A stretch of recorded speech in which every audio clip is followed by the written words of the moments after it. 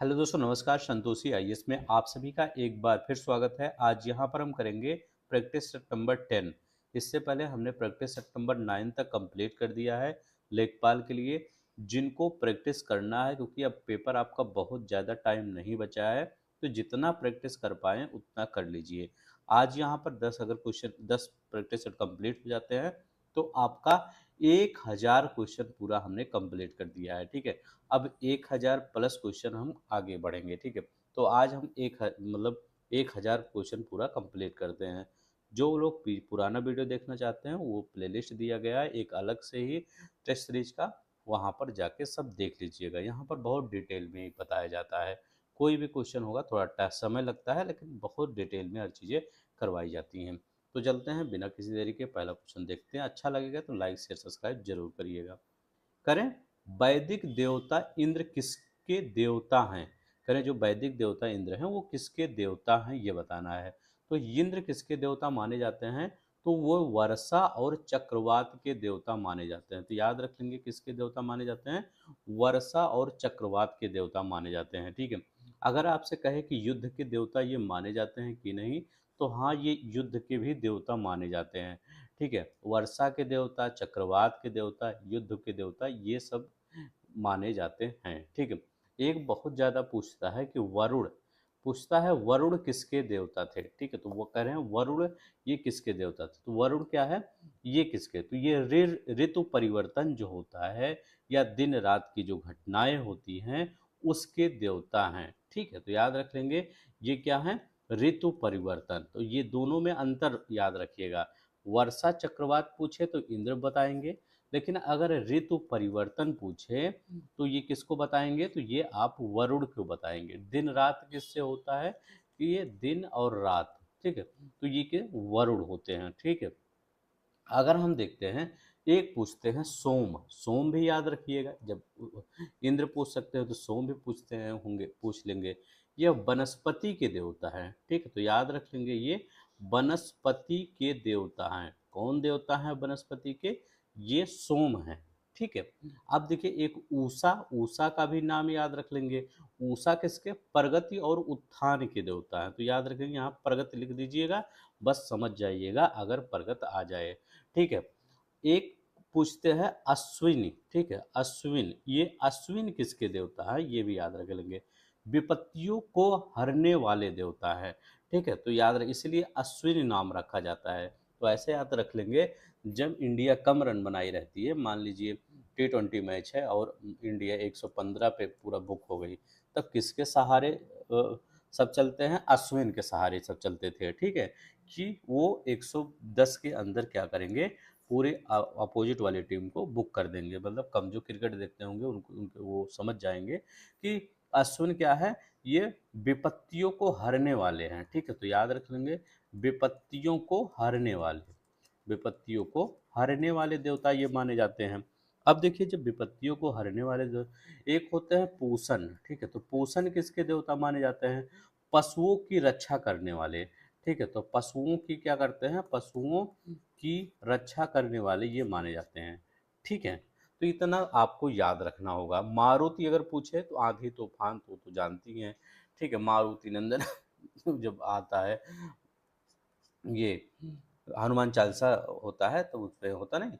तो वरुण ऋतु परिवर्तन, दिन रात, सोम वनस्पति के देवता, उषा प्रगति, अश्विनी विपत्तियों को हरने वाले, पूषण पशुओं की रक्षा करने वाले। तो यहाँ पर सी वाला है। इसी प्रकार से हम डिटेल में चलते हैं ताकि आपका रिवीजन होता रहे। सत्यमेव जयते कहाँ से लिया गया है, मुंडक्यो उपनिषद से। लिखा कैसे जाता है, मुंडकोप। ठीक है, मुंडकोप निषद ऐसे लिखा जाता है, क्योंकि यहाँ पर गलती करके दे देता है। ठीक है, तो यहाँ पर अब हम नेक्स्ट क्वेश्चन देखते हैं, हमारा नेक्स्ट क्वेश्चन क्या कह रहा है। यहाँ पर करें, बीजक पुस्तक के लेखक कौन है। बीजक पुस्तक के लेखक कौन है, तो सिंपल क्वेश्चन है, बीजक पुस्तक के लेखक। तो कबीर दास बीजक पुस्तक के लेखक है। ठीक है, कबीर दास। अब देखते हैं यहाँ पर हम सूरदास की पुस्तकें पूछता है कि सूरदास के कौन कौन सी पुस्तकें हैं। तो सूरदास के याद रख लेंगे, सूर सागर, सूर सागर सूरदास की पुस्तक है। अगर हम कहें सूर सूर सारावली, सूर लिख दिया गया ना, तो ये समझ जाइएगा ये सूरदास की है। तो क्या याद रख लेंगे, सूर सारावली, यहाँ लिख दीजिए सारावली किसकी है, तो सूर सारावली किसकी है, ये कबीरदास की है। ठीक है, साहित्य लहरी, ठीक है, साहित्य लहरी, साहित्य लहरी किसकी है, इन्हीं की है। ठीक है, तो सूरदास की है।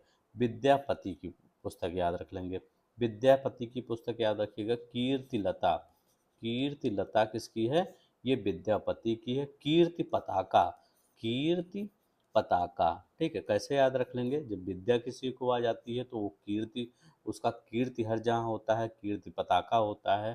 पुरुष परीक्षा, ठीक है, तो पुरुष परीक्षा, आप पुरुष होंगे तो विद्या लेके पुरुष परीक्षा देंगे। भू परिक्रमा, भू परिक्रमा, ठीक है, तो भू परिक्रमा ये याद रखिए, हो सकता है कोई पूछ ले कि कीर्ति पताका किसकी है, तो विद्यापति की पुस्तक है। ठीक है, तो यहाँ पे आपका आंसर हो जाएगा कबीरदास जी का। ठीक है, बीजे कबीरदास जी की पुस्तक है। नेक्स्ट देखते हैं हमारा क्या कहलाता है क्वेश्चन। करें 1928 में बारदौली सत्याग्रह का नेतृत्व किया था, करें 1928 में जो बारदौली सत्याग्रह का, तो ये सिंपल ही क्वेश्चन है। सरदार वल्लभ भाई पटेल ने क्या किया था, ये जो बारदौली सत्याग्रह था इसका नेतृत्व किया था। ये किस प्रकार का आंदोलन था, एक किसान आंदोलन था, ये पूछ सकता है, किसान आंदोलन था। ठीक है, कुछ भी आपसे पूछा जा सकता है। ठीक है, ये किस प्रकार का आंदोलन था, एक किसान आंदोलन था। लगान जो वृद्धि हुई थी उसी के विरोध में किया गया था। इसमें सबसे ज़्यादा इम्पोर्टेंट क्या होता है, महिलाओं ने उनको सरदार की उपाधि दी थी, तो महिलाओं ने सरदार की उपाधि दिया था। नेक्स्ट देखते हैं, करें भारतीय राष्ट्रीय कांग्रेस की स्थापना तब की गई थी जब दिसंबर 1885 ईस्वी में देश भर में 72 प्रतिनिधियों में मुलाकात हुई। कहाँ पर ये मुलाकात हुई, तो ये सिंपल ही क्वेश्चन, बॉम्बे में हुई थी, याद रख लेंगे बॉम्बे। अब किसने किया था ये जो मतलब कांग्रेस की स्थापना, तो एक्टो हुम, ठीक है, एलन ऑक्टेवियन हुम ने किया था, एओ हुम ने किया था। ठीक है, उस समय वायसराय कौन थे, वायसराय कौन थे जब ये कांग्रेस की स्थापना हुई थी, उस समय वायसराय कौन थे, डफरिन थे, याद रखेंगे डफरिन, उस समय लॉर्ड डफरिन उस समय के क्या थे, वायसराय थे। तो याद रख लेंगे कौन थे, डफरिन थे। दूसरा याद रख लेंगे, इसकी पहली बैठक कहाँ हुई, यहीं बम्बई में इसकी पहली बैठक हुई। पहले अध्यक्ष कौन थे, पहले अध्यक्ष, ठीक है, पहले अध्यक्ष कौन थे, तो पहले अध्यक्ष थे व्योमेश चंद्र बनर्जी। ठीक है, तो याद रख लेंगे व्योमेश चंद्र बनर्जी, इसके व्योमेश चंद्र बनर्जी। ठीक है, तो ये इसके पहले अध्यक्ष थे। ठीक है, तो नेक्स्ट देखते हैं हमारा क्या कर रहा है। नेक्स्ट हमारा कर रहा है, चंद्रशेखर आजाद मुठभेड़ में कहाँ शहीद हुए थे, चंद्रशेखर आजाद मुठभेड़ में कहाँ शहीद हुए थे, तो ये बताने की जरूरत नहीं, इलाहाबाद में।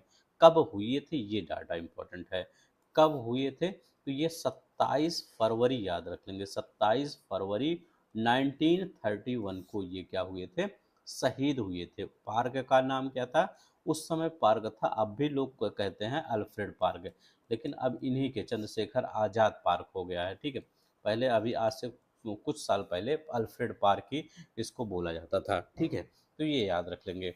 उन्होंने कौन सी एसोसिएशन से जुड़े हुए थे, हिंदुस्तान सोशलिस्ट रिपब्लिकन एसोसिएशन की गतिविधियों से जुड़े हुए थे। नेक्स्ट देखते हैं, भारत का संविधान लिखा गया था, कह रहे हैं भारत का संविधान कब लिखा गया था, ये बताइए। तो कब लिखा गया था, मतलब लिखा गया था, कितना समय लगा था, तो समय 2 साल लगा था, 2 साल 11 माह, मतलब 1 साल और हो जाता 3 साल हो जाता, लेकिन बच्चों के लिए क्या किए, कम ही कर सोचे, याद ही करें बच्चे।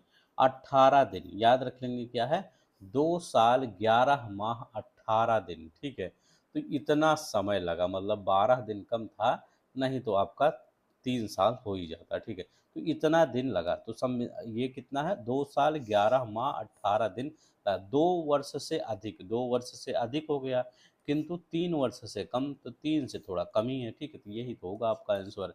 ठीक है, अगर आपसे पूछे कि प्रारूप समिति पर बहस कितना हुआ, तो 114 दिन तक बहस हुआ, किस पर हुआ था, प्रारूप समिति पर बहस। ठीक है, प्रारूप समिति पर बहस कितना हुआ, 114 दिन क्या हुआ, बहस हुआ। ठीक है, मतलब लगभग 4 महीने। अब ये देखिए, इसके निर्माण में कुल व्यय कितना हुआ ये बताना है। तो 63,96,729 रुपये, ठीक है, 63,96,729 रुपये क्या हुआ तब उस समय, सोचिए आज से 70-75 साल पहले की बात है, तब 63 लाख रुपए लगा था, ठीक है, तब भी बहुत कम ही लगा था उस समय के हिसाब से।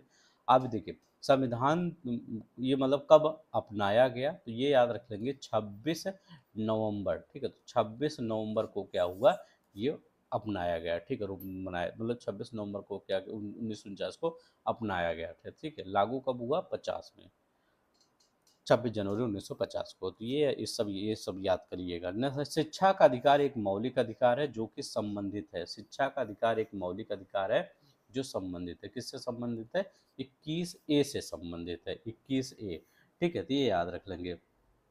कब जो, अब देखिए यहाँ पर ए लिखा गया है तो मतलब जोड़ा गया होगा, तो कौन से जोड़ा गया, जब यहाँ कुछ लिखा रहे ना, जैसे यहाँ नहीं, ये नहीं जोड़ा गया है, ये भी नहीं जोड़ा गया है, ये भी नहीं जोड़ा गया है, जब लिखा रहे तब ये, मतलब यहाँ कुछ लिखा रहे तो मतलब जोड़ा घटाया गया है, ठीक है।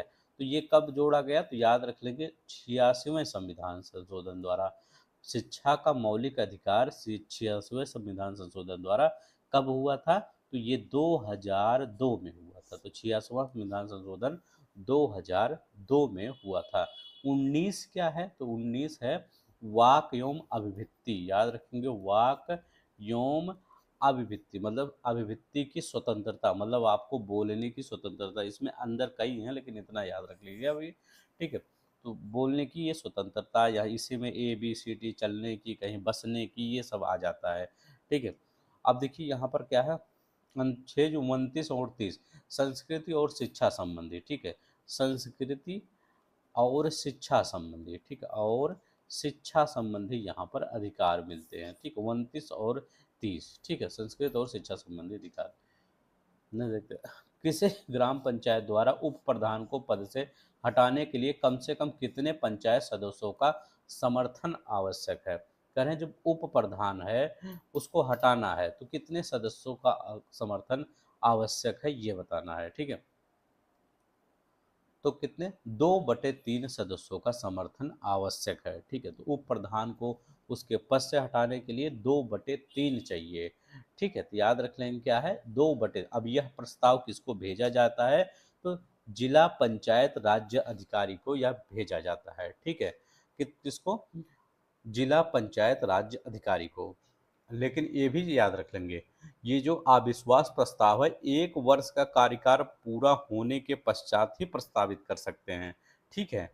इसके बाद क्या होगा, एक बार प्रस्ताव अगर निरस्त हो गया, ठीक है, मान लीजिए प्रस्ताव भेजे जिला पंचायत अधिकारी को, एक बार निरस्त हो गया तो ऐसा प्रस्ताव 1 वर्ष तक नहीं लाया जा सकता, ठीक है, मतलब 1 वर्ष तक, मान लीजिए क्या है, अभी अप्रैल, आज 1 अप्रैल, 1 अप्रैल को क्या हुआ, निरस्त हो गया, फिर पूरे अगले 1 अप्रैल तक आप नहीं ला सकते, ठीक है, ये याद रख लेंगे, फिर अगले 2 से आप कुछ लाइए फिर, ठीक है, तो ये याद रख लेंगे, 2/3। दक्षिणी गोलार्ध में सबसे छोटा दिन कौन सा होता है, करें दक्षिणी गोलार्ध में सबसे छोटा दिन कौन सा होता है, अच्छा क्वेश्चन है, इसके बारे में थोड़ा सा डिटेल पढ़िए। यहाँ पर अगर हम कहते हैं कि हम अपनी प्यारी पृथ्वी को बनाते हैं, ठीक है, तो ये हमारी प्यारी पृथ्वी है, ठीक है। अब पृथ्वी के जो हम एकदम सीधे लाइन करते हैं, ये क्या है, इक्वेटर है, इक्वेटर मतलब 0 डिग्री, ठीक है, इक्वेटर, भूमध्य रेखा जिसको बोलते हैं। अब ये हो गया क्या, नॉर्थ हेमिस्फीयर हो गया, और ये क्या हो गया, साउथ हेमिस्फीयर हो गया, नीचे नॉर्थ हो गया आपका, ऊपर साउथ हो गया। अब ये ग्रीन भी चलेगा, मतलब हम इसी में है, ठीक है, तो हम यहाँ पे है और ये साउथ हो गया। अब बताइए, यहाँ पर 3-4 डेट जो होते हैं वो बहुत इंपॉर्टेंट होते हैं, कौन कौन सा डेट पहले मैं बताता हूँ।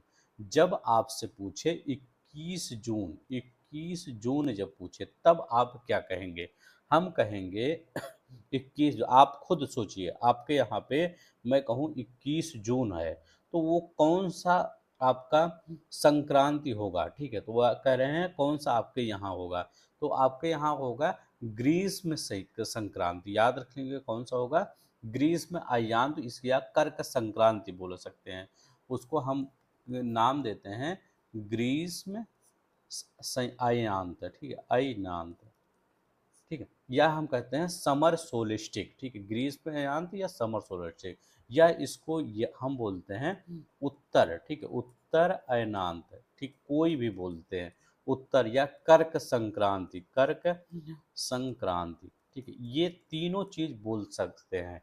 कब होगा? जब ये 21 तारीख को कर्क रेखा पर, याद रख लेंगे ये कर्क रेखा कहाँ से गुजर रही है, मान लीजिए हम यहाँ पे एक कर्क रेखा हम गुजार देते हैं, ठीक है, ये ऐसे कर्क रेखा, हम यहाँ कर्क रेखा गुजर, अब देखिए ये जो सूर्य होंगे, सूर्य कहाँ पे आपके होंगे, तो सूर्य इसी पे लंबवत चमकेंगे, ठीक है, कर्क एकदम इसी पे क्या होंगे, लंबवत चमकेंगे। तो इसी को पूरा कहते हैं ग्रीष्म अयांत कहते हैं, उत्तर अयांत कहते हैं। अब उत्तर में है तो उत्तर अयांत, या कर्क संक्रांति कहते हैं, क्योंकि इस कर्क रेखा पर मतलब चमक रही है। तो ये एकदम आपका गर्मी का दिन होता है 21 जून। अब क्या होता है, 21 जून आपका हो गया। अब यही हम कहते हैं कि जो 21 जून यहाँ होता है, एक क्वेश्चन और पूछा जाता है, नॉर्वे में अर्धरात्रि के समय ये सूर्य 21 जून को दिखाई देता है, मतलब जब आधी रात होता है तो 21 जून को सूर्य दिखाई देता है, ठीक है, ये याद रख लेंगे। अब हमने देखा क्या हो गया, कर्क संक्रांति। अब हम देखते हैं मकर संक्रांति। हम बात अब करेंगे किसकी, मकर संक्रांति की।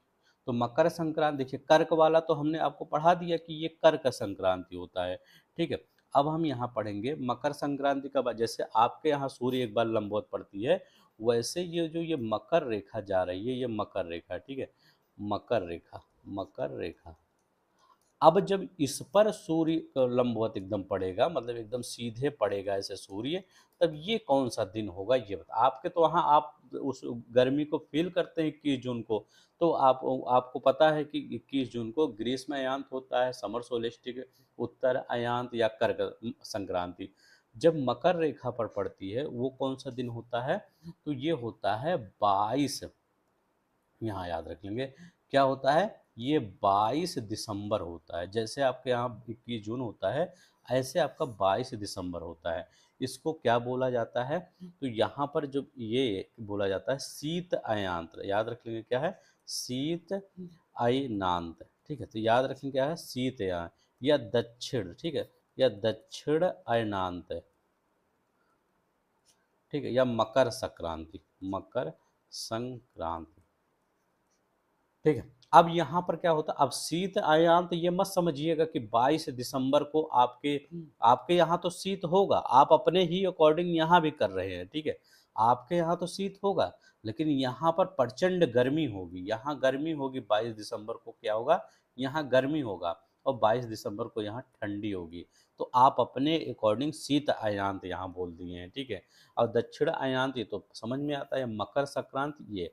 तो हमारे यहाँ जो 21 जून को होता है, वहीं वहाँ 22 दिसंबर को होता है, लेकिन उसको शीत अयांत बोलते हैं, दक्षिण अयांत, मकर संक्रांति। हमारे यहाँ 21 जून को ग्रीष्म अयांत, उत्तर अयांत और कर्क। यहाँ हमारे यहाँ इतना गर्मी पड़ता है प्रचंड, और यहाँ पर 22 दिसंबर को प्रचंड गर्मी पड़ता है। ये हो गया। अब हम इक्विनॉक्स बोलते हैं, ये हो गया विंटर सोलिस्टिक, ठीक है, विंटर सोलिस्टिक पूछा जाता है कि विंटर सोलिस्टिक ये कौन होता है, ये। अब ये होता है समर सोलिस्टिक, ठीक है, तो समर सोलिस्टिक ये होता है। अब एक होता है इक्विनॉक्स, याद रख लेंगे इक्विनॉक्स। इक्विनॉक्स क्या होता है, इक्विनॉक्स ये 2 डेट है यहाँ पर, जैसे 21 मार्च होता है हमारे यहाँ। इक्विनॉक्स मतलब क्या होता है, जब जो सूर्य की किरणें है विषुवत रेखा पर जो क्या करती हैं, सीधी पड़ती है। किस पर सीधी पड़ती हैं, इस पर सीधी पड़ती हैं, ये याद रख लेंगे। जब ये इस पर सीधी पड़ती हैं विषुवत रेखा पर, तो वो क्या कहलाता है, इक्विनॉक्स कहलाता है। तो 21 मार्च एवं 23 सितंबर को सूर्य की किरणें विषुवत रेखा पर सीधी पड़ती हैं, ठीक है। इस अवस्था में कोई भी ध्रुव सूर्य की तरफ नहीं झुका रहता, ठीक है। अगर इधर झुका रहता, ये वाला ध्रुव जब सूर्य की तरफ झुकता है तो 21 जून आ जाता है, और ये वाला ध्रुव जब दक्षिण वाला झुकता है 22 दिसंबर आ जाता है।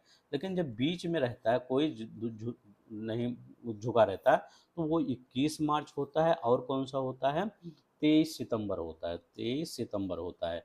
अब यहाँ झुका नहीं है, तो इक्वी मतलब बराबर है, तो याद रख लेंगे इक्वी मतलब बराबर। 21 मार्च 23, जैसे हमारे यहाँ बढ़िया मौसम होता है 21 मार्च को, वैसे नीचे में 23 सितंबर को बढ़िया मौसम होता है।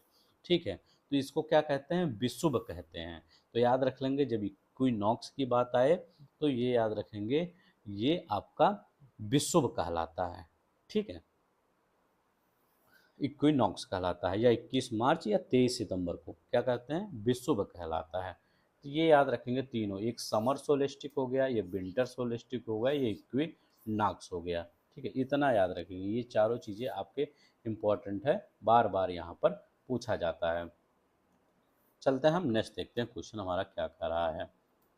कह रहे हैं, इनमें से कौन सा टेक्टोनिक प्लेट के मूवमेंट या शिफ्ट के कारण जहां टेक्टोनिक प्लेट मिलते हैं वो क्या कहलाता है, बताइए।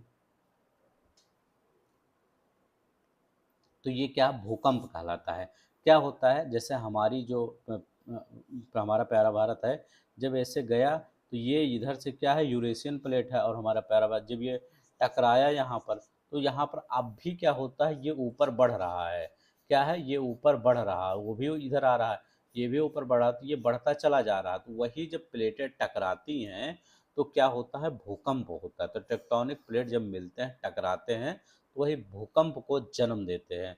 ठीक है, तो याद रख लेंगे किसको जन्म देते हैं, भूकंप को जन्म देते हैं। चलते हैं न देखते हैं, पारस्थितिकी निकेत की संकल्पना किसने प्रतिपादित करी है। कह रहे हैं निकेत, तो निकेत याद रख लेंगे, इनको किसने प्रस्तावित किया, ग्रीनेल्स ने। तो निकेत, तो याद रखेंगे ग्रीनेल्स, तो याद रख ग्रीन, तो नेक मतलब नीक, निक आला। अब जैसे कहते हैं ना, तो आप कहते हैं बहुत नीक, नीक मतलब अच्छा। जो ग्रीनरी होती है सबको क्या होता है, अच्छा लगता है। तो ये से याद रख लेंगे, बहुत नीक, नीक मतलब अच्छा। तो नीक मतलब ग्रीनेल्स है, तो याद रख लेंगे ग्रीनेल्स। ग्रीन मतलब क्या है, नीक अच्छा है, नीक मतलब अच्छा। कोई चीज़ ग्रीनरी रहती है तो वहाँ आप जाना पसंद करते हैं ना, तो ऐसे याद रख लेंगे। पारस्थितिकी निकेत जिस संकल्पना किसने दिया था, ये दिया था ग्रीनेल्स ने दिया था। ठीक है, न देखते हैं, रिंगलमैन स्केल का प्रयोग निम्नलिखित किस घनत्व को मापने में किया जाता है। कहें रिंगलमैन स्केल का घनत्व किसको मापने में किया जाता है, तो किसको मापने में किया जाएगा, धुआं मापने में किया जाता है रिंगलमैन स्केल का। ठीक है, तो याद रखेंगे धुआं किसने विकसित किया था, ये पेरिस के कृषि इंजीनियर थे, उन्होंने मैक्सिमिलियन रिंगलमैन 1888 में इन्होंने विकसित किया था, ये याद रखेंगे। ठीक है, धुआं के घनत्व को, धुआं के घनत्व डेंसिटी को मापने के लिए, धुआं के डेंसिटी को मापने के लिए करें। भारत में निम्नलिखित में से कौन सा अधिनियम वन्य जीवों के संरक्षण प्रदान करता है। कौन सा अधिनियम, तो 1972 वन्य जीव संरक्षण अधिनियम 1972 है। ये याद रख लेंगे, ये क्या करता है, जीवों का संरक्षण करता है। तो ये भी याद रख लेंगे, पर्यावरण भी बहुत बार पूछा जाता है, 1986 है। ठीक है, नहीं देखते हैं हमारा क्या है, ब्लू कार्बन क्या होता है, ब्लू कार्बन क्या होता है।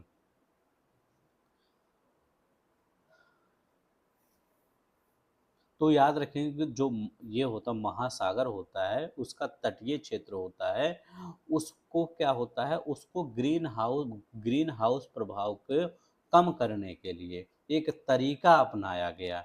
ठीक है, तो याद रख लेंगे, जो मतलब तरीका अपनाया गया वो जो कार्बन को हटाने का। ठीक है, तो याद रख लेंगे महासागरों और तटीय पारिस्थितिक तंत्रों द्वारा संग्रहित कार्बन जो होता है। ठीक है, तो ये याद रख लेंगे, तट के साथ जो समुद्री घास होते हैं, मैंग्रोव होते हैं या दलदल होते हैं, कार्बन को कैप्चर एवं होल्ड करते हैं, जो सिंक के रूप में कार्य करते हैं। तो ब्लू कार्बन हो मतलब जो भी चीज़ें होती हैं, मतलब समुद्री घास, मैंग्रोव, दलदल, ये क्या करते हैं, कार्बन को अपने अंदर सोख लेते हैं। ठीक है, तो यही होता है, मतलब ब्लू कार्बन याद रख लेंगे महासागरों से संबंधित होता है, याद रख। ठीक है, किससे, महासागरों से। न देखते हैं, उत्तर प्रदेश में प्रमुखता किस प्रकार की मिट्टी पाई जाती है। उत्तर प्रदेश में कौन सी मिट्टी पाई जाती है, जलोढ़ मिट्टी पाई जाती है। ठीक है, उत्तर प्रदेश में जलोढ़ मिट्टी पाई जाती है। ये दो प्रकार की होती है, एक क्या होती है, एक बांगर होती है, दूसरी क्या होती है, खादर होती है। बांगर हमेशा पुरानी मिट्टी होती है, याद रख लेंगे पुरानी, खादर हमेशा नई मिट्टी होती है। तो याद रख लेंगे बांगर ये पुरानी मिट्टी होती है, खादर हमेशा नई, ये ज़्यादा उपजाऊ होती है, बांगर ये उपजाऊ ज़्यादा होती है। ठीक है, ये याद रखेंगे, ये नवीन जलोढ़ मिट्टी है, ये पुरानी जलोढ़ मिट्टी है। उत्तर प्रदेश निम्नलिखित में से कौन सा वन्यजीव अभ्यारण्य 1975 में बना था? बताइए। तो 1975 में कौन सा बना था? तो कतरनिया घाट 1975 में बना था। कौन सा? कतरनिया जो घाट है 1975 में बना था। चंबल कब बना था? तो चंबल वन्यजीव अभ्यारण्य 1979 में बना था। 75 में कतरनिया घाट, 1979 में ये, ठीक है। अब हम देखते हैं ये किशनपुर। किशनपुर बन 1972 में। तो 1972 में ये क्या, किशनपुर बना था, ठीक है। रायपुर तो कोई वन्य जीव नहीं, रायपुर नहीं याद रखेंगे, रानीपुर याद रखेंगे। रानीपुर वन्य जीव चित्रकूट में है, ठीक है, वन्य जीव अभ्यारण्य। ये कब बना था? 1977 में बना था। रायपुर कुछ नहीं है, रानीपुर है, ठीक है। तो ये याद रखेंगे 1977 में। कतरनिया घाट कहाँ पे है? ये बहराइच में है, ठीक है, बहराइच में है। किशनपुर कहाँ है? तो ये लखीमपुर खीरी में है, ठीक है। तो लखीमपुर खीरी में ये है, ठीक है। चंबल कहाँ पे आपका पड़ता है? इटावा में पड़ता है, ठीक है। तो ये इटावा में पड़ता है। तो ये तीनों याद रखेंगे, किशनपुर, लखीमपुर खीरी, कतरनिया घाट बहराइच में, चंबल इटावा में। नेक्स्ट देखते हैं हमारा क्या है। एसएसडी एक प्रकार की सेकेंडरी स्टोरेज डिवाइस है जिसका पूर्ण रूप क्या है? एसएसडी एक प्रकार की क्या है? सेकेंडरी स्टोरेज डिवाइस है, ठीक है, जिसका पूर्ण रूप क्या है? तो इसका पूर्ण रूप है सॉलिड स्टेट ड्राइव, ठीक है। तो याद रख लेंगे क्या है एसएसडी का पूर्ण, यस यस डी, इसका पूर्ण क्या है? सॉलिड, ठीक है। तो याद रख लेंगे सॉलिड स्टेट ड्राइव, इसका पूर्ण सॉलिड, सॉलिड स्टेट ड्राइव इसका पूर्ण रूप है, ठीक है। तो एसएसडी का पूर्ण क्या है? सॉलिड स्टेट ड्राइव, ठीक है। ये जो एसएसडी होता है हार्ड, जो हार्ड डिस्क ड्राइव होता है एच डी डी की तुलना में ज़्यादा ये तेज होता है। एसएसडी जो होता है वो ज़्यादा तेज होता है, टिकाऊ होता है, ऊर्जा कुशल होता है, ठीक है। ये जब आप कोई भी चीज़ खरीदने जाइए, मतलब जो लैपटॉप खरीदने जाइए, तो उसमें देखिए एसएसडी कितना लगा है, ठीक है। तो याद रख लेंगे ये एसएसडी कितना है, ठीक है। तो ये ज़रूर देखा करिए, क्योंकि एसएसडी जो होता है डाटा स्टोर करने के लिए फ्लैश मेमोरी का उपयोग करता है, ठीक है। तो ये नहीं देखते हमारा क्या है। विंडोज 10 ऑपरेटिंग सिस्टम में फाइल एक्सप्लोरर में फाइल या फोल्डर की खोज के लिए निम्नलिखित में से कौन सी शॉर्टकट कुंजी का उपयोग किया जाता है? तो बताइए कौन सी शॉर्टकट कुंजी का उपयोग किया जाता है? ऑपरेशन फाइल एक्सप्लोरर में फाइल या फोल्डर की खोज करने के लिए, ठीक है। तो उसकी कौन सी सर, जब आप ये विंडोज में कोई भी चीज़ खोजना है तो याद याद रख लेंगे, जब F3 आप प्रेस करेंगे तो वहाँ पर सर्च ऊपर देखेंगे या नीचे देखेंगे कहीं, ऐसे सर्च वाला ऑप्शन जो वो आता है ये आ जाता है। यहाँ पर सर्च वाला लिखा रहता है कि आप इसको खोज सकते हैं कोई फाइल वाइल, जो ये कहता है। कभी F3 दबा के देखिए, वो कहता है सर्च वाला। तो याद रख लेंगे F3 क्या करता है, वो खोज करने के लिए जो होता है ये। F2 क्या होता है? F2 तो ये जो आइटम, मतलब कोई भी चीज़ सेलेक्ट किए हैं उसको क्या होता है, आइटम का नाम बदलने के लिए, ठीक है। मतलब मान लीजिए ये किस नाम से है, ABCD नाम से है, ठीक है, उसको PQRS नाम से करना है, ठीक है। तो F2 का प्रयोग आप कर देंगे, ठीक है, ये याद रख लेंगे। F5 बहुत बार पूछा जाता है, F5, ठीक है। F5 क्या होता है? तो F5 एक्टिव विंडो को रिफ्रेश करने के लिए, तो याद रख लेंगे एक्टिव विंडो को रिफ्रेश करने, विंडो को रिफ्रेश करने के लिए काम में आता है, ठीक है। तो एक्टिव विंडो को रिफ्रेश करने के लिए F5 काम आता है, ठीक है। जैसे आपका विंडो सही से नहीं चल रहा है पीसी, तो F5 दबाइए, तो कई बार जैसे आप जब माउस दबाते हैं तो रिफ्रेश नहीं आ जाता, ऐसे ये होता है, ठीक है। F5 दबा दीजिए, हो जाएगा, ठीक है। नेक्स्ट देखते हैं हमारा क्या। उत्तर प्रदेश में पर्यटन विकास निगम की स्थापना हुई थी, कहें उत्तर प्रदेश में पर्यटन विकास निगम की स्थापना कब हुई थी?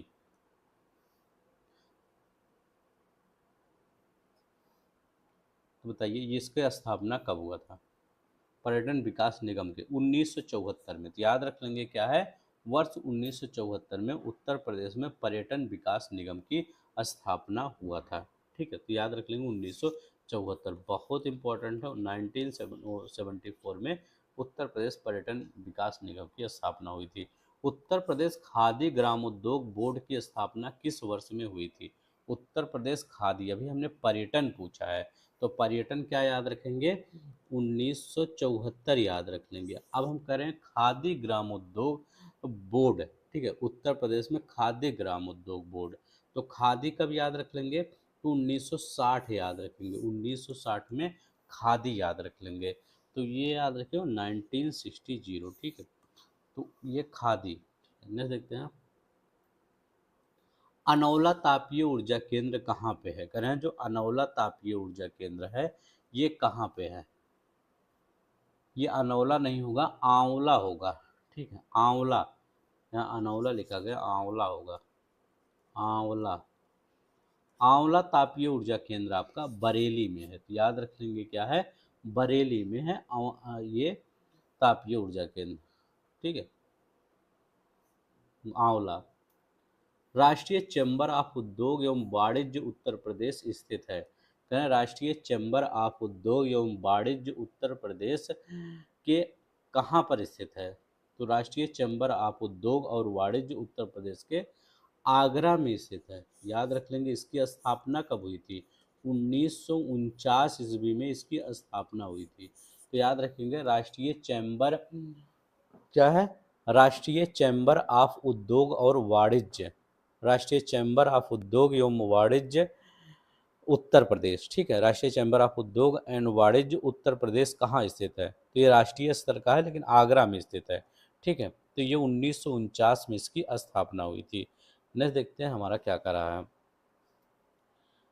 करें दीवाने आम निर्मित संगमरमर से लाई गई, दीवाने आम निर्मित संगमरमर से लाई गई है। तो जो दीवाने आम है ये किसने बनवाया था? ये भी तो बता दीजिए। दीवाने जो आम है ये किस, आगरा के किला में ये बना है दीवाने आम, ठीक। कहाँ बना है? आगरा के किले में। किसके द्वारा बनवाया गया है? तो शाहजहां के द्वारा बनाया गया है। यहाँ आप अकबर में कंफ्यूज मत होइएगा, शाहजहां के द्वारा ये बनवाया गया है दीवाने आम, ठीक है। ये अब कह रहे हैं ये कहाँ से संगमरमर लाया गया? तो आप बहुत बार पढ़े होंगे, मकराना से ही संगमरमर लाया गया था, तो याद रख लेंगे मकराना। तो दिल्ली का जो किला है में भी दीवाने आम का निर्माण शाहजहां ने करवाया था, उसमें भी कहाँ पर? ये मकराना से लाया गया था ये जो संगमरमर। तो मकराना से, मकराना बहुत ज़्यादा प्रसिद्ध है संगमरमर के लिए। कह रहे हैं वर्तमान उत्तर प्रदेश के किस स्तूप पर भगवान बुद्ध पहली बार 5 शिष्यों से मिले? ठीक है, भगवान बुद्ध। तो वर्तमान उत्तर प्रदेश किस स्तूप पर भगवान बुद्ध पहली बार अपने 5 शिष्यों से मिले? तो इसमें तो बोध गया में जब भगवान बुद्ध को क्या हुआ? ज्ञान प्राप्त हुआ, तो सारनाथ स्थित धमेग स्तूप के स्थान पर, ठीक है, कहाँ पर? धमेग स्तूप के स्थान पर सर्वप्रथम अपने 5 शिष्यों से मिले। कहाँ पर? धमेग स्तूप के स्थान पर जब 5 शिष्यों से मिले तो इसको क्या बोला गया? धर्म चक्र परिवर्तन बोला गया, ठीक है। तो याद रख लेंगे क्या बोला गया? धर्म चक्र परिवर्तन की संज्ञा दिया गया। न देखते हैं, निम्नलिखित में से किस वर्ष वर्तमान उत्तर प्रदेश का प्रायः संपूर्ण क्षेत्र बंगाल प्रेसिडेंसी से अलग आगरा प्रेसिडेंसी के अधीन कर दिया गया? किस वर्ष वर्तमान उत्तर प्रदेश का प्रायः संपूर्ण क्षेत्र बंगाल प्रेसिडेंसी से अलग कर आगरा प्रेसिडेंसी कर दिया गया? पहले बंगाल प्रेसिडेंसी में आते थे हम सब, फिर आगरा प्रेसिडेंसी में आए। तो वो कौन सा समय था? तो वो 1833 था। तो याद रख लेंगे 1833 था। पर्यटन निगम की स्थापना कब हुआ था? 1974 में हुआ था। पर्यटन जब हुआ था तो याद रखेंगे 1974 में। हम कहें खादी वाला जब हम पूछ रहे थे तो खादी 1960 याद रख लेंगे। क्या है? खादी 1960। और ये 1833 याद रख लेंगे, ठीक है। मतलब बंगाल से हटाकर आगरा प्रेसिडेंसी में उत्तर प्रदेश को कर दिया गया, जो वर्तमान उत्तर प्रदेश है। निम्नलिखित में से उत्तर प्रदेश का सुप्रसिद्ध लोकगीत क्या है? हमारा सुप्रसिद्ध लोकगीत क्या है? कजरी है, ठीक है। तो क्या है? हमारा सुप्रसिद्ध लोकगीत कजरी, कजरी याद रख लेंगे। ठीक है, कजरी हम सबका प्रसिद्ध लोकगीत है, ये लोकगीत है। अगर हम कहें लोक नृत्य क्या है, दोनों याद रख लेंगे। लोक नृत्य तो कथक है, कथक हमारा लोक नृत्य है। ठीक है, ये कथक के नर्तकों में सबसे प्रसिद्ध नर्तक कौन है? बिरजू महाराज। ठीक है, तो याद रख लेंगे बिरजू महाराज। ठीक है, तो कथकों में बिरजू महाराज, ये कजरी है। ठीक है, उत्तर प्रदेश का प्रसिद्ध लोकगीत है ये कथक। ठीक है, लोक नृत्य लोकगीत कौन सा है? कजरी है। लोक नृत्य कथक है, ये याद रखेंगे। नेक्स्ट देखते हैं हमारा क्या है। इनमें से उत्तर प्रदेश के मूल निवासी शास्त्रीय नृत्य की पहचान करें। में उत्तर प्रदेश के मूल निवासी शास्त्रीय नृत्य की पहचान करें।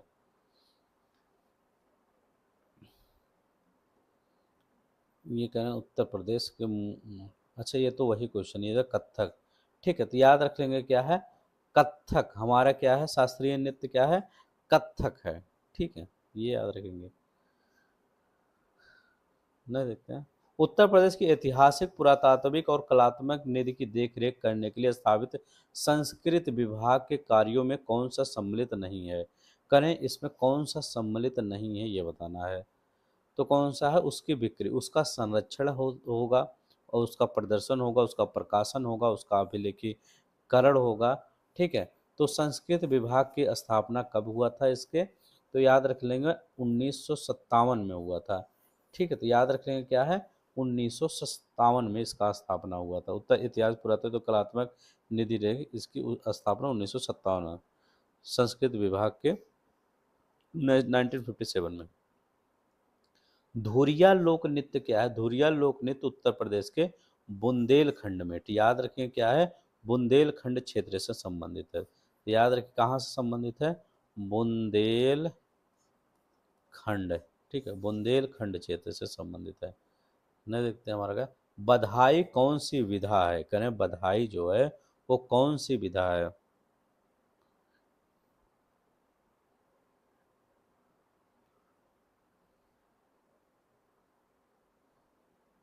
तो ये कौन सा है? लोक संगीत विधा है। ठीक है, तो बुंदेलखंड का लोक संगीत विधा है बधाई। ठीक है, तो ये जो बधाई होता है किस लिए किया जाता है? तो बधाई महिलाओं एवं पुरुषों द्वारा किया जाने वाला एक नृत्य है। कब किया जाता है ये? जन्म और विवाह आदि के मांगलिक अवसर पर। ठीक है, इसमें शीतला माता की आराधना किया जाता है। तो बुंदेलखंड का एक लोक संगीत है, जब जन्म और विवाह के अवसर पर इसको किया जाता है। शतरंज के खिलाड़ी, बहुत ही अच्छा क्वेश्चन है। पुस्तक के लेखक कौन है? तो याद रख लेंगे शतरंज के खिलाड़ी मुंशी प्रेमचंद्र की कहानी है। तो याद रख लेंगे क्या है? मुंशी प्रेमचंद्र। ई वाला होगा, इसमें तो पूछा ही नहीं है मुंशी प्रेमचंद्र। ठीक है, जिसकी रचना उन्होंने 19 अक्टूबर 1924 में किया था। ठीक है, इसकी रचना क्या है? उन्होंने 1924 में किया था। चले हैं नेक्स्ट देखते हैं। उत्तर प्रदेश राज्य लोक सेवा आयोग के व्यय को किस पर भारित करता है? उत्तर प्रदेश राज्य लोक सेवा आयोग के व्यय को किस पर भारित करता है?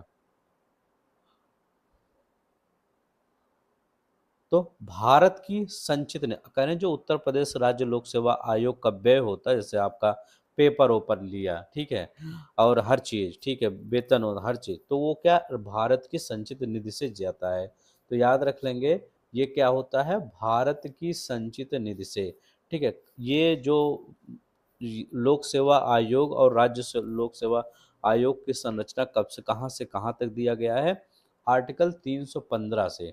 ठीक है, ये इसी में दोनों दिया गया है, 315 से लेकर 323 तक दिया गया है। जिसमें संघ लोक सेवा आयोग, जिसको यूपीएससी आप बोलते हैं, लोक राज्य लोक सेवा आयोग, जिसमें यूपीपीएससी हो गया, बीपीएससी हो गया, एमपीपीएससी हो गया, तो ये सब आ जाते हैं। ठीक है, उसके सदस्यों की नियुक्त हुआ, निष्कासन हुआ, आयोग की शक्तियों का प्रावधान, ये सब कहाँ पे हुआ है? यहीं पर हुआ है। ठीक है, अब यहाँ पर मतलब इसी में हुआ है। अब कह रहे हैं कि जो खर्चे उर्चे होते हैं, वेतन भत्ते, तो आर्टिकल होता है, ये याद रख लेंगे, आर्टिकल 322 होता है। इसमें ये प्रावधान किया गया है, चाहे आपका संघ हो, चाहे आपका राज्य हो, चाहे संघ हो चाहे राज्य हो, ठीक है, लोक सेवा आयोग के खर्चे, संघ या राज्य लोक सेवा आयोग के जो खर्चे होंगे, जिसमें क्या होगा, आयोग के जो सदस्य होंगे, जो कर्मचारी होंगे, उनके संबंध मतलब वेतन हो गया, भत्ता हो गया, पेंशन हो गया, वो भारत की संचित निधि पर होगा। तो अभी जो आप पढ़ रहे थे उसका अगर आर्टिकल पूछे तो 322 है, जिसमें लोक सेवा आयोग के व्यय भारित है। तो 322 में वेतन भत्ते ये सब है, 315 से लेकर 323 तक क्या है, भारत की संचित निधि। तो याद रख लेंगे 315 से लेकर 323 तक उत्तर प्रदेश राज्य लोक सेवा आयोग के व्यय किस पर भारित है, भारत की संचित निधि, जिसमें उत्तर प्रदेश नहीं, लोक सेवा आयोग यूपीएससी भी 315 से 323 तक रखा गया है। ठीक है, और पैसा यहीं से है। नेक्स्ट क्वेश्चन हम देखते हैं हमारा क्या हो रहा है। ठीक है, यूपी विधानसभा के प्रथम अध्यक्ष कौन थे? करें, यूपी विधानसभा के प्रथम अध्यक्ष कौन थे? तो प्रथम अध्यक्ष कौन थे यूपी विधानसभा के? तो ये याद रख लेंगे, पुरुषोत्तम दास टंडन थे। याद रखें ये कब से कब थे ये प्रथम अध्यक्ष। यूपी विधानसभा के जो प्रथम अध्यक्ष थे कब से कब थे? 31 जुलाई 1947 से 10 अगस्त, ठीक है, 10 अगस्त 1950 तक थे। ठीक है, 31 जुलाई 1947 से 10 अगस्त 1950 तक थे। वर्तमान में कौन है? तो वर्तमान में सतीश महाना है। तो याद रखेंगे कौन है? सतीश महाना है। ये किस नंबर के हैं? तो ये 18वें नंबर के हैं। तो याद रख लेंगे ये 18वें नंबर के हैं। नेक्स्ट देखते हैं हमारा क्या है, ट्रिकल डाउन प्रभाव निम्न में से किससे संबंधित है? ट्रिकल डाउन प्रभाव, ये ट्रिकल डाउन, अब देखिए ट्रिकल डाउन जो प्रभाव है, अब यहाँ पर होता क्या है, ट्रिकल डाउन प्रभाव एक हिसाब से समझिए, मान लीजिए जो उच्च आय पाते हैं, बहुत बड़े बड़े लोग हैं जो बहुत ज़्यादा पैसा पाते हैं, मान लीजिए 2 लाख 3 लाख 4 लाख महीने का उनका है, तो ये इसमें ट्रिकल डाउन प्रभाव में बोला जाता है कि जब ये उच्च आय वाले लोगों की आय में वृद्धि होगा, ठीक है, करें जब उच्च आय वाले लोगों की वेतन में जब वृद्धि होगा, मान लीजिए कोई 1 लाख पाता है, तो अगर वो उसका वेतन 1.5 लाख हो गया, ठीक है, 1.5 लाख हो गया, तब ये क्या होगा, ये माना जाता है कि जब उसका वेतन बढ़ेगा तो जो निम्न समाज है, ठीक है, और भी समाज है उसके नीचे, उन सबको लाभ होगा। ठीक है, तो वो जो मतलब सभी वर्गों को लाभ होगा, उनकी बढ़ी हुई आय का लाभ किसको होगा? उनकी बढ़ी हुई आय का लाभ समाज के और लोगों को होगा। ठीक है, तो यहाँ पर कोई नहीं उपयुक्त में से। ट्रिकल डाउन जब भी पूछा जाए आप कहिएगा कि उच्च आय वाले लोगों के अगर वेतन में वृद्धि होता है तो उसका लाभ और समाज के वर्गों तक पहुँचता है, यही ट्रिकल डाउन प्रभाव कहता है। ठीक है, न देखते हैं हमारा क्या करा है। निम्नलिखित में से कौन सा सामाजिक विकास का प्रतीक है? सामाजिक विकास का प्रतीक कौन सा है ये बताना है।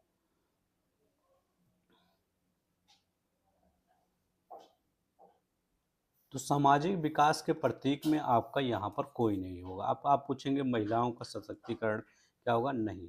लैंगिक समानता होता, अगर सामाजिक विकास होता है तो लैंगिक समानता होता है। ठीक है, लैंगिक समानता, ठीक है, जो आपका आयोग ने माना है। शिक्षा होता है, ठीक है, शिक्षा होता है, ठीक है, स्वास्थ्य होता है, स्वास्थ्य में अच्छा काम करना, ठीक है, जीवन स्तर होता है, जीवन स्तर, ठीक है, तो जीवन स्तर होता है, आपका पोषण होता है, ठीक है, पोषण होता है, आपका सुरक्षित आवास, पेयजल, रोजगार, ठीक है, तो याद रख लेंगे सुरक्षित आवास, पेयजल, ठीक है, और रोजगार, ठीक है, तो ये रोजगार होगा। नागरिक भागीदारी होगा, ठीक है, नागरिक भागीदारी, भागीदारी, ठीक है, तो ये सब होता है। लैंगिक समानता, शिक्षा, स्वास्थ्य, जीवन स्तर, पोषण, सुरक्षित आवास, पेयजल, नागरिक भागीदारी और रोजगार, ये सब होते हैं। ठीक, यहाँ उपयुक्त तो कोई नहीं होगा, मतलब आयोग ने यही माना था। पंचायत निर्वाचन हेतु राज्य निर्वाचन आयुक्त नियुक्त किया जाएगा। पंचायत निर्वाचन हेतु जो राज्य निर्वाचन आयुक्त होता है नियुक्त किया जाएगा। अभी जो पंचायत का चुनाव होने वाला है इसमें एक राज्य निर्वाचन आयुक्त होगा, उसको किसके द्वारा नियुक्त किया जाएगा ये बताना है। तो किसके द्वारा नियुक्त किया जाएगा, तो आनंदीबेन पटेल राज्य के राज्यपाल। 26 मई को आपका जो पंचायत चुनाव का अवधि है वो खत्म हो रहा है, उससे पहले हाई कोर्ट ने कहा है कि आप चुनाव कराइए और एक नया आप उस मतलब जो प्रधान जी हैं उनको चुनिए, ठीक है। तो हाई कोर्ट अब देखिए इस पर चल रहा है डिबेट, 26 मई से पहले होता है कि नहीं होता है, अब उसका एक्सक्यूज सरकार देगी हाई कोर्ट में, होगा कि नहीं होगा। अब देखिए पंचायत निर्वाचन है तो राज्य निर्वाचन आयुक्त नियुक्त किया जाता है, ठीक है। तो याद रख लेंगे राज्य के राज्यपाल द्वारा नियुक्त किया जाता है। कौन सा आर्टिकल है याद रख लेंगे, भाग 9 है, ठीक है, भाग 9, ठीक है, भाग 9। और इसमें क्या किया जाता है, राज्य का निर्वाचन आयोग नियुक्त किया। अच्छा बताइए जो पंचायत का चुनाव होता है कौन सा आर्टिकल होता है, तो 243 के होता है। तो याद रख लेंगे चुनाव क्या है, 243 के लिखा है, ठीक है। भाग 9 ये पंचायत चुनाव है, ये सब दिया जाता है। स्वास्थ्य एवं परिवार कल्याण मंत्रालय द्वारा प्रारंभ खसरा रुबेला टीकाकरण अभियान का संबंध किस आयु वर्ग से है। खसरा रुबेला, तो ये क्या है, 9 से 15 वर्ष के कम उम्र के बच्चों और किशोरों के लिए। तो याद रखेंगे 9 माह से 15 वर्ष से कम उम्र के बच्चों और किशोरों के लिए, ठीक है। नेक्स्ट देखते हैं, भारत के पशु कल्याण बोर्ड का मुख्यालय कहाँ है। करें, भारत के पशु कल्याण बोर्ड का मुख्यालय कहाँ है।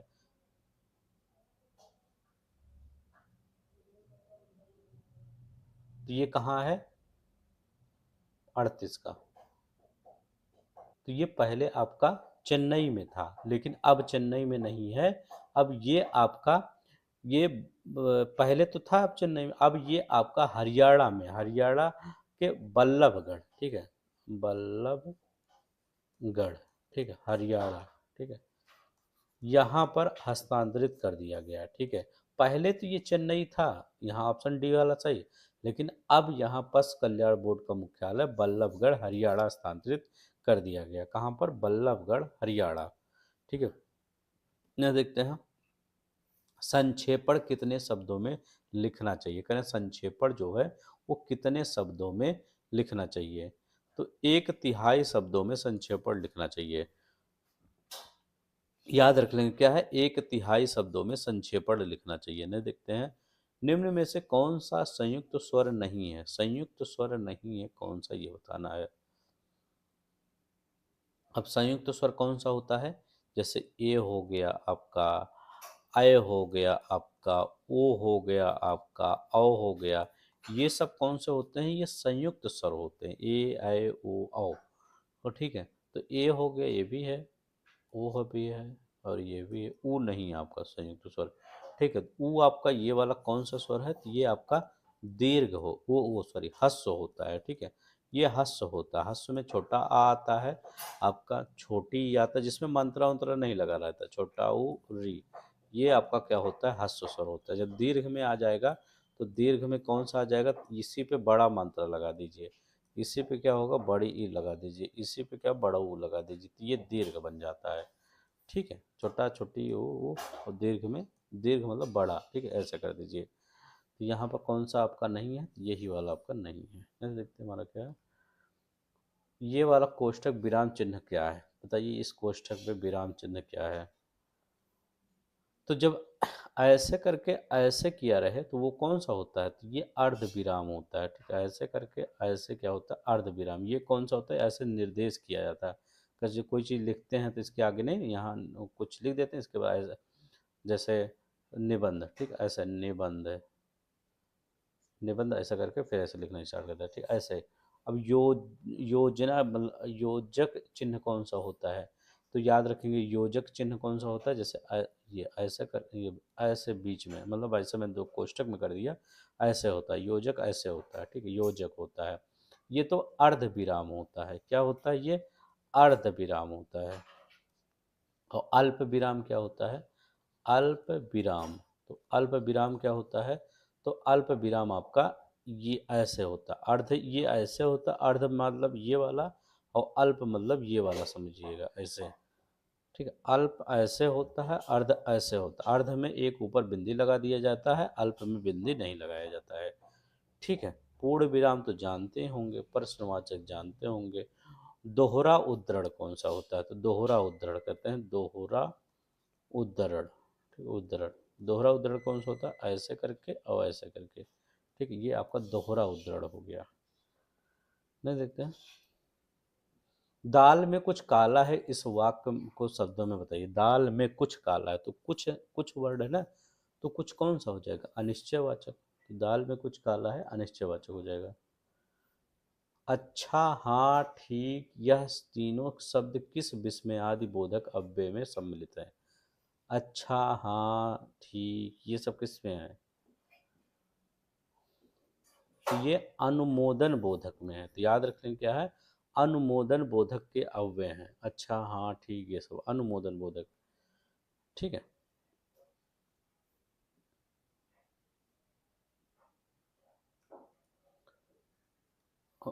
कहते नहीं कि अनुमोदन, उसका कहते हैं उनका अनुमोदन ले लीजिए। तो हम अगर कहेंगे किसी का अनुमोदन लेने जाएंगे, हम कहेंगे क्या ये ठीक है, तो वो कहेंगे अच्छा, हाँ, ठीक है, ले जाइए। तो अनुमोदन तो लेने गए हैं, तो अनुमोदन वाला होगा। कारक सूचित करने के लिए संज्ञा व सर्वनाम के आगे जो पत्ते लगाए जाते हैं उन्हें क्या कहते हैं।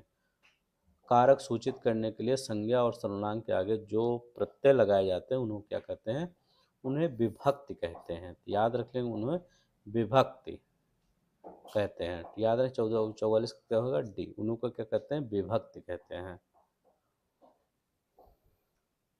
कृत पत्ते तद्धित पत्ते के भेद होते हैं। कृत और तद्धित पत्ते के कितने भेद होते हैं,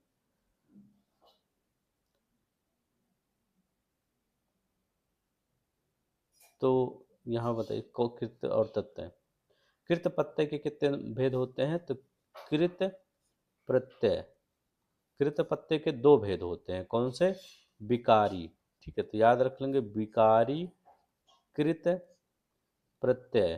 ठीक है, और दूसरा, पहला विकारी हो गया, दूसरा कौन सा हो गया, दूसरा हो गया अविकारी। ठीक है, अविकारी या अव्यय, अव्ययकृत प्रत्यय।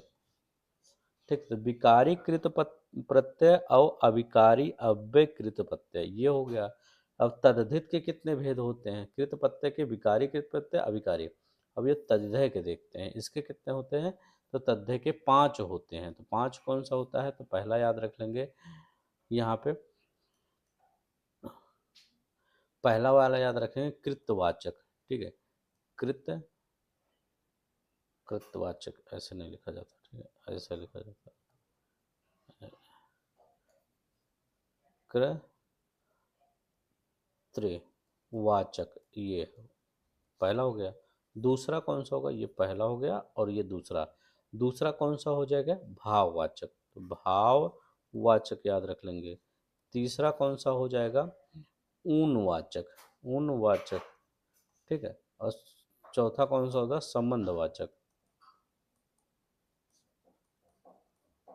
पांचवा का होगा विशेषण। तो क्या होता है, यहाँ पर इनमें से कोई नहीं होगा, पहले 3 होना चाहिए ना, वो सॉरी 2 होना चाहिए और 5 होना चाहिए। 2 5 ऑप्शन ही नहीं है, तो 2 5 होगा। कृत प्रत्यय के 2 होते हैं, तद्धित के 5 होते हैं। पर्यायवाची शब्दों का असंगत क्या होता है, पर्यायवाची शब्दों का असंगत बताइए। घर का क्या होता है, घर का होता है धाम, निलय, गेह, आलय। ठीक है, तो घर का क्या होता है, धाम, निलय, गेह, आलय। ठीक है, तो ये तो आपका सही है। दूसरा क्या होता है, ये गंगा का पर्याय, देवपगा, त्रिपथा, देव नदी और सुरध्वनि, ये क्या होता है, ये गंगा का होता है। तो ये गंगा याद रख लेंगे, और ये क्या होता है, ये घर का पर्यायवाची होता है। ठीक है, इसके बाद क्या होता है, ये वैश्रवण, धनेश होता है, यक्ष होता है, हर सखा होता है। ये कुबेर के पर्यायवाची होते हैं। ठीक है, सॉरी, कुबेर, ये कुबेर के पर्यायवाची होते हैं। ठीक है, यहाँ है क्षेम, दक्ष, निष्णात और पटु। ये किसके? तो ये कुशल के, ठीक है। कुशल, कुशल माने दक्ष होता है ना, तो ये कुशल के क्षेम, क्षेम भी होता है, निष्णात, पटु। अच्छा क्वेश्चन है, ठीक है। तो कह रहे हैं असंगत कौन सा है? यहाँ कोई असंगत दिख रहा है नहीं, हमको कोई असंगत नहीं दिख रहा है। तो यहाँ पर कौन सा आपका सही हो जाएगा? तो यहाँ पर आपका ई वाला सही हो जाएगा, ठीक है। तो ये वाला धाम का घर, ये घर, निलय, गेह, आलय, क्षेम, दक्ष, निष्णात, पटु, देवपगा, त्रिपथा, देव नदी, सुरधुनी, वैश्रवण, दक्ष, धनेश, हर सखा, ठीक है। तो ये याद रखें। नेक्स्ट देखते हैं हमारा क्या है। जो अनुकरण करने योग्य हो उसे क्या कहते हैं? जो अनुकरण करने योग्य हो उसको क्या कहते हैं? तो उसको क्या कहते हैं? उसको अनुकरणीय कहते हैं। तो याद रख लेंगे उसको क्या कहते हैं? अनुकरणीय कहते हैं। ये देखते हैं हमारा क्या है। अंक भरना, तो अंक भरना मतलब क्या होता है? तो गले लगाना। तो याद रख लेंगे अंक भरना, गले लगाना, ठीक है। जैसे कहते हैं कृष्ण ने सुदामा को अंक भर लिया, तो मतलब गले लगा लिया। निम्नलिखित कौन सी बोलियां उत्तर प्रदेश में नहीं बोली जाती? तो उत्तर प्रदेश में कौन सी बोली नहीं बोली जाती ये बताना है।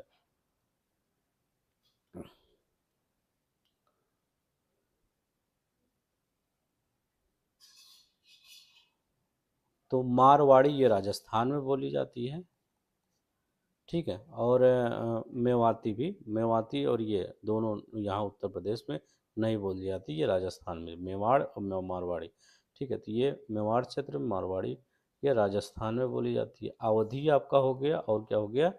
बुंदेली। तो अवधी और बुंदेली ये कहाँ पर? उत्तर प्रदेश में, ठीक है। तो 1-4 यहाँ पर हो जाएगा, ठीक है। मैं देखते हैं आरंभ में सामुदायिक विकास कार्यक्रम कितने विकास खंडों में लागू किया गया था? सामुदायिक विकास योजना कितने? 55 विकास खंडों में लागू किया गया था। आज 55 कब लागू किया गया? सामुदायिक 2 अक्टूबर 1952 को लागू किया गया था। तो याद रखेंगे 2 अक्टूबर 1952 को लागू किया गया था।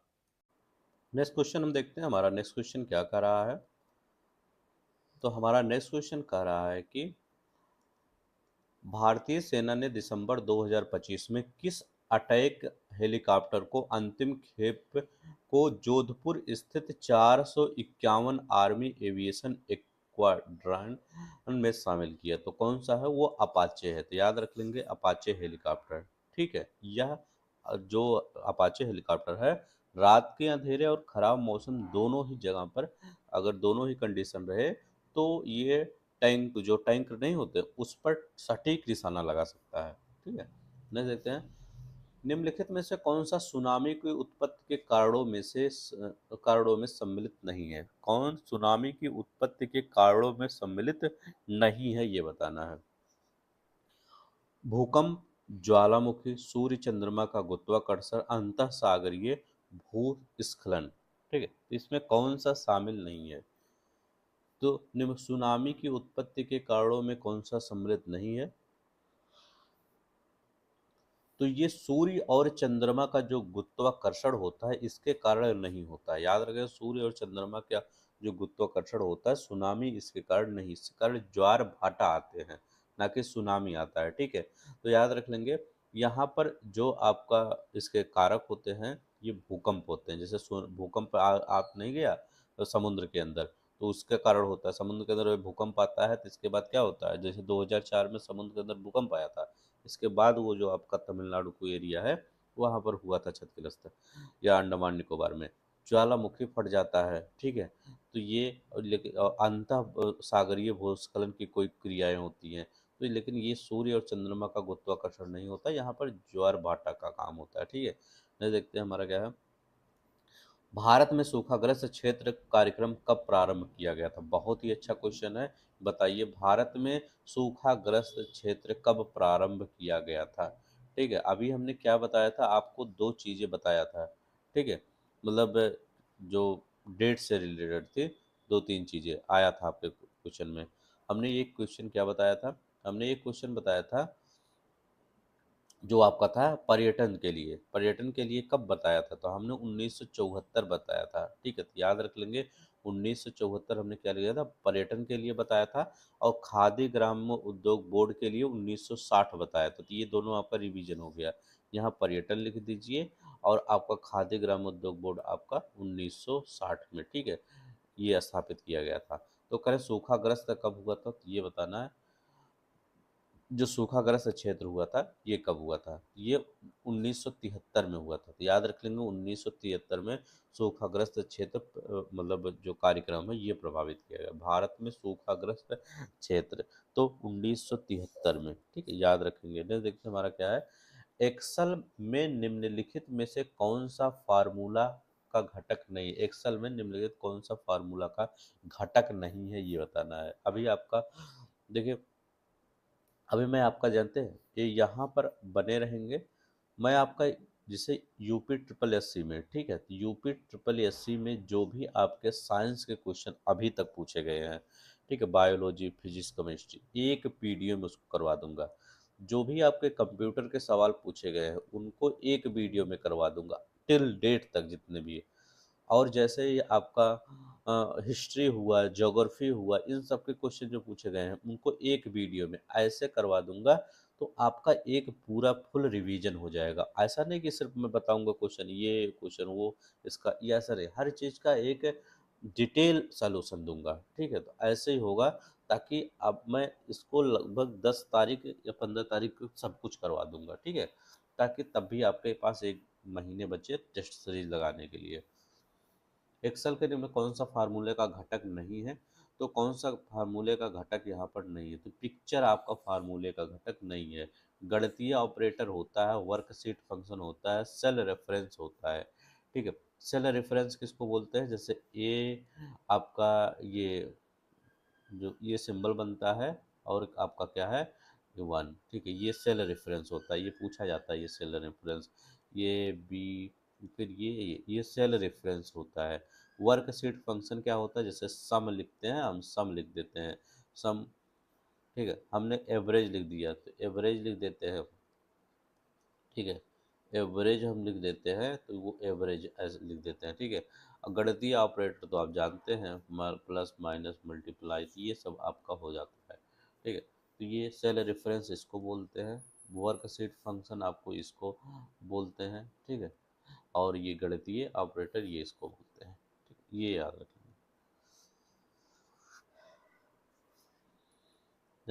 करें माइक्रोसॉफ्ट वर्ड जैसे प्रोसेसिंग सॉफ्टवेयर की कौन सी विशेषता दस्तावेज शीर्षकों के आधार पर अंतः वस्तु की तालिका बनाने में सक्षम बनाती है, तो अंतः वस्तु की तालिका बनाने में सक्षम बनाती है, ये कौन सा है,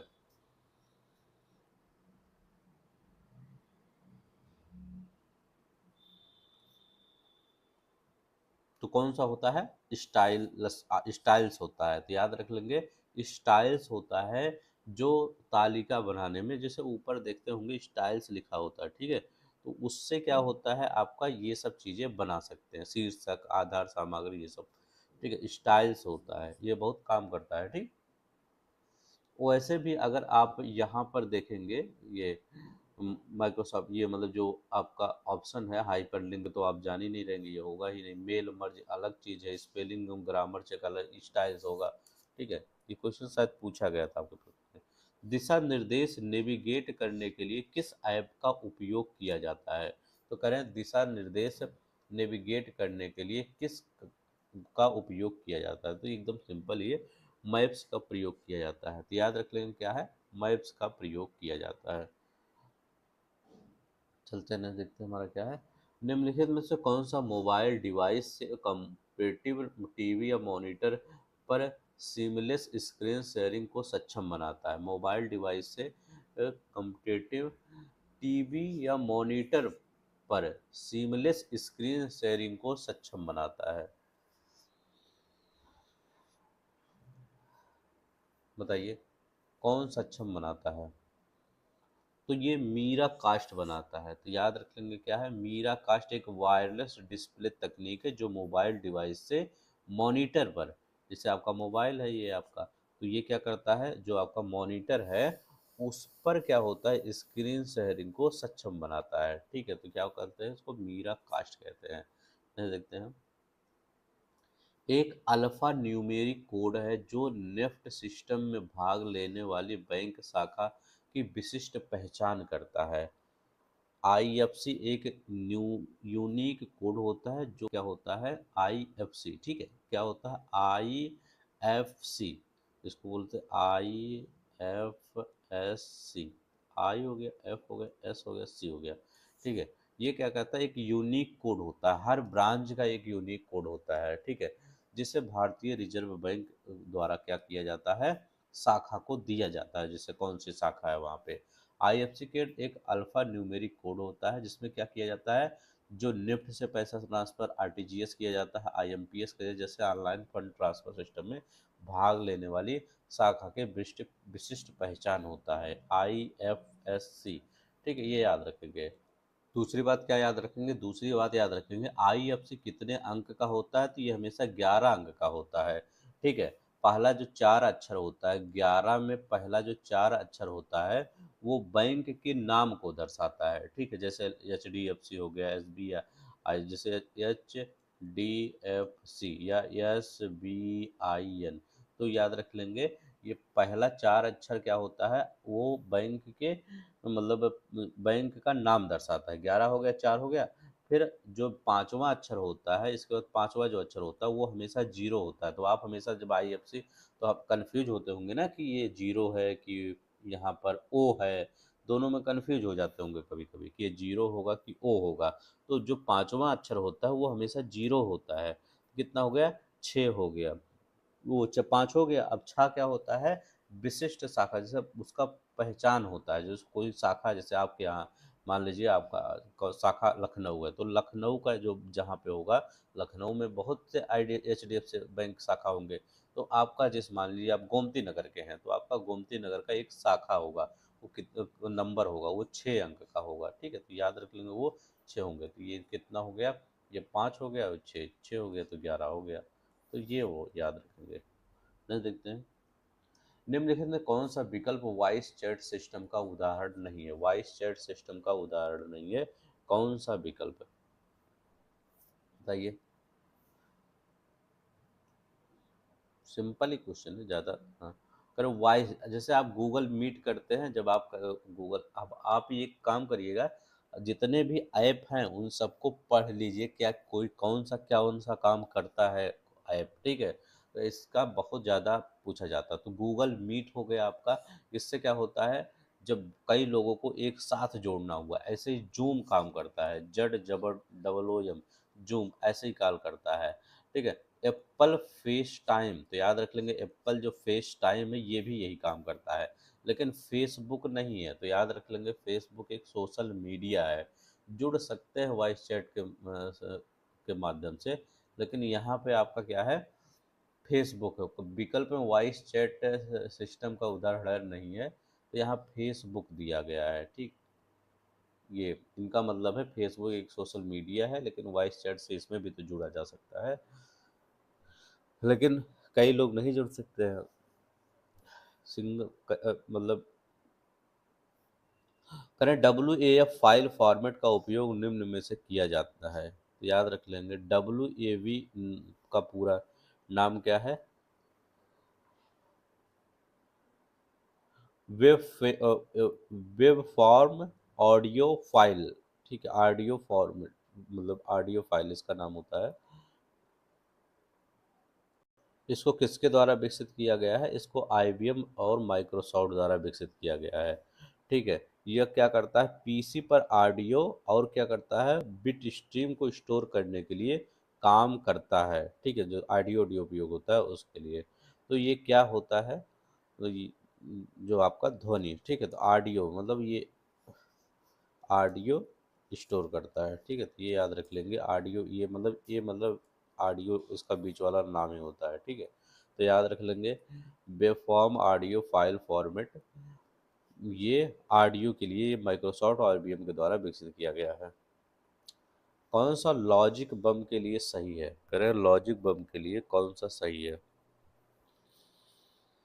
तो कह रहे हैं यह घुसपैठियों द्वारा मालवेयर के अंतर्विष्ट कोड है। घुसपैठियों द्वारा जो मालवेयर में अंतर्विष्ट कोड है, ये सभी निश्चित उपस्थित ये नहीं, यही आपका सही होगा। ठीक है, दे देते हैं।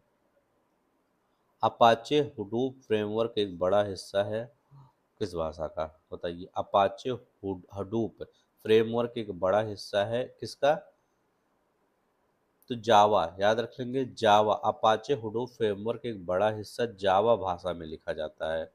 ठीक है, किस भाषा में लिखा जाता है, जावा भाषा में लिखा जाता है। अपाचे हुडूप फ्रेमवर्क किसमें, जावा भाषा में लिखा जाता है। कंप्यूटर का प्राथमिक उद्देश्य क्या है, करें कंप्यूटर का प्राथमिक उद्देश्य क्या है, डेटा को स्टोर करना, उसको प्रोसेसिंग करना, और उसको क्या है, रिट्रीवल पुनः प्राप्ति करना। ठीक है, अन्य सभी काम होते हैं यहाँ पे कौन सा, जैसे कंप्यूटर में मनोरंजन गेमिंग ये सब तो होता ही है, लेकिन यहाँ पर प्राथमिक काम ये तो आप कर ही सकते हैं, डिजाइन मनोरंजन, लेकिन ये मेन काम होता है, डेटा भंडारण प्रसंस्करण पुनर्प्राप्ति, ये इसका मेन काम होता है। ठीक है, तो यहाँ पर अगर सबसे सटीक आंसर आपको लगाना है तो ये आप डी ही लगा सकते हैं। निम्न में कौन सा वोलेटाइल मेमोरी का उदाहरण है, वोलेटाइल मेमोरी का कौन सा उदाहरण है ये बताना है। वोलेटाइल मेमोरी का कौन सा है,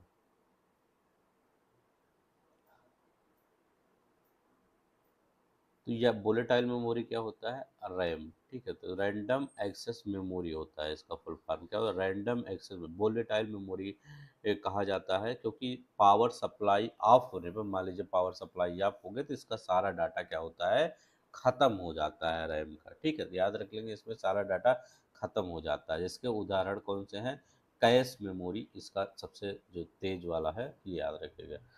रजिस्टर और कैश मेमोरी तो तेज और महंगा विकल्प भी, तो ये याद रखेंगे। रैम होता है, ये वोलेटाइल मेमोरी का उदाहरण होता है, कौन सा, रैम। कंप्यूटर नेटवर्क में आईपी एड्रेस का साइज कितना होता है, तो आईपी एड्रेस का साइज कह रहे हैं कितना होता है, तो IPv4 में इसका साइज 32 बिट होता है, तो याद रखेंगे ना 32 बिट होता है। किण्वन की प्रक्रिया के दौरान चीनी को अल्कोहल में बदलने के लिए कौन सा सूक्ष्म जीव जिम्मेदार होता है, चीनी को अल्कोहल में बदलने के लिए कौन सा सूक्ष्म जीव जिम्मेदार होता है, तो ईस्ट एक एक कोशिकीय कवक है। ठीक है, ईस्ट होता है। ठीक है, जो ऑक्सीजन की उपस्थिति में चीनी का किण्वन कर अल्कोहल और CO2 बनाता है, तो याद रखेंगे क्या है, ईस्ट। बौद्धिक संपदा के संदर्भ में TRIPS समझौता किस वैश्विक संस्था द्वारा प्रशासित किया जाता है,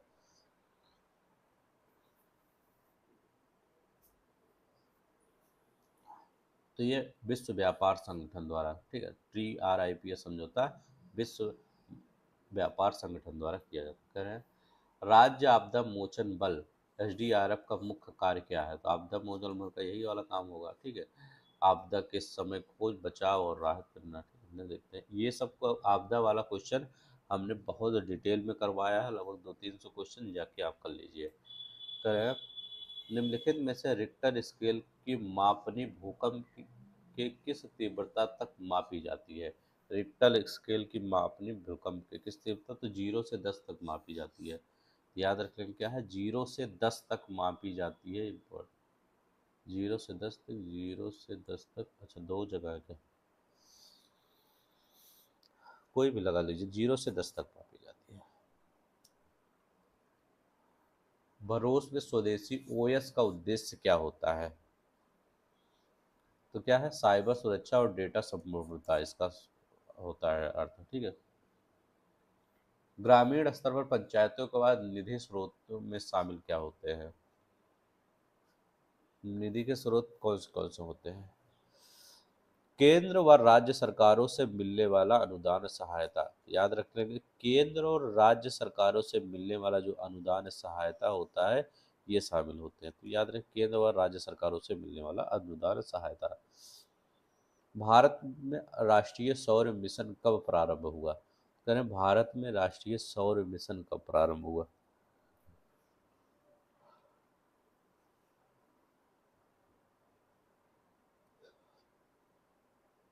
तो भारत में राष्ट्रीय सौर ऊर्जा से मिशन 2010 में प्रारंभ हुआ। कब प्रारंभ हुआ? 2010 में। रिमोट सेंसिंग तकनीक किस क्षेत्र में प्रयुक्त की जाती है? रिमोट सेंसिंग तकनीक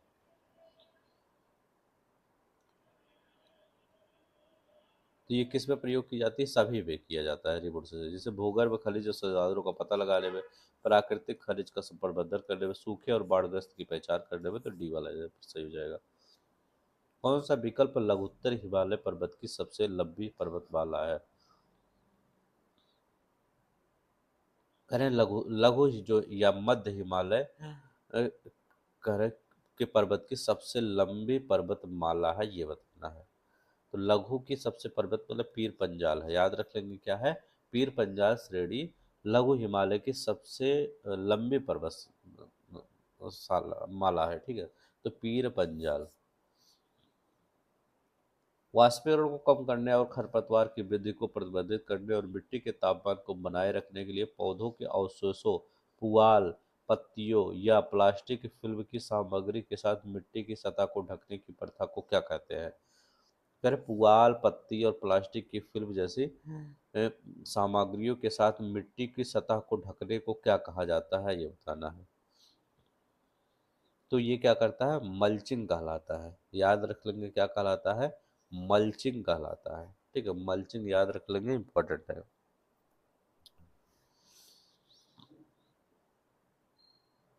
करें जैसे क्या होता है, आप जैसे कोई चीज देखते होंगे ना, खेत में बैठाते हैं उसके ऊपर पुआल डाल देते हैं, आपने देखा होगा पुआल डाल देते होगे, उसी के नीचे पड़ा रहता होगा। तो ये इसलिए होता है कि गर्मी पड़े तो उसकी जो वाष्पीकरण, उसके जो पानी निकलता है, इसकी दर कम हो जाए, ठीक है। तो उसी को मल्चिंग कहते हैं, ठीक है। ये दो प्रकार की होती है, एक ऑर्गेनिक मल्चिंग होती है, एक इनऑर्गेनिक मल्चिंग होती है। प्रति 1,000 लोगों पर जीवित जंतुओं की वार्षिक संख्या किस नाम से जाना जाता है? 1,000 पर जीवित संख्या में।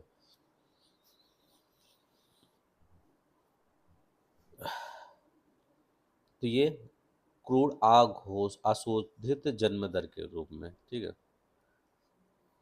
सितंबर 2025 में कोल्ड डेजर्ट बायोस्फीयर रिजर्व चर्चा में रहा। जो कोल्ड डेजर्ट बायोस्फीयर जो है वो चर्चा में रहा, वो किस लिए चर्चा में रहा, ये बताना है।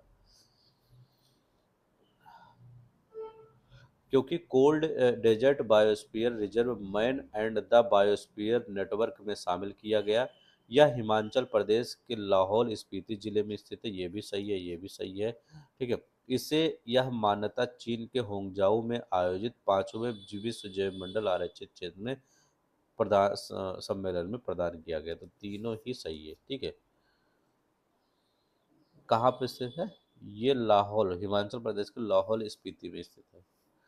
2 सितंबर 2025 को किसने भारतीय पहल का शुभारंभ किया?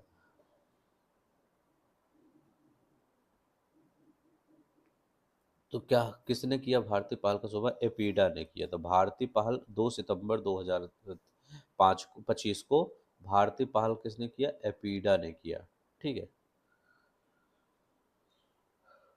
इसमें क्या होता है भारतीय पहल का? इसका उद्देश्य 100 कृषि खाद्य और कृषि तकनीक स्टार्टअप को सशक्त बनाना।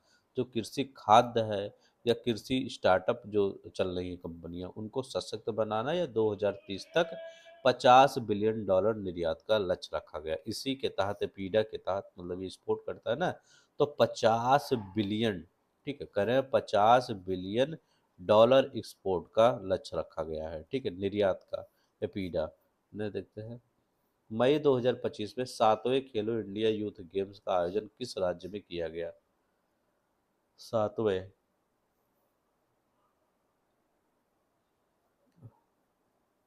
कहाँ पर आयोजन किया गया?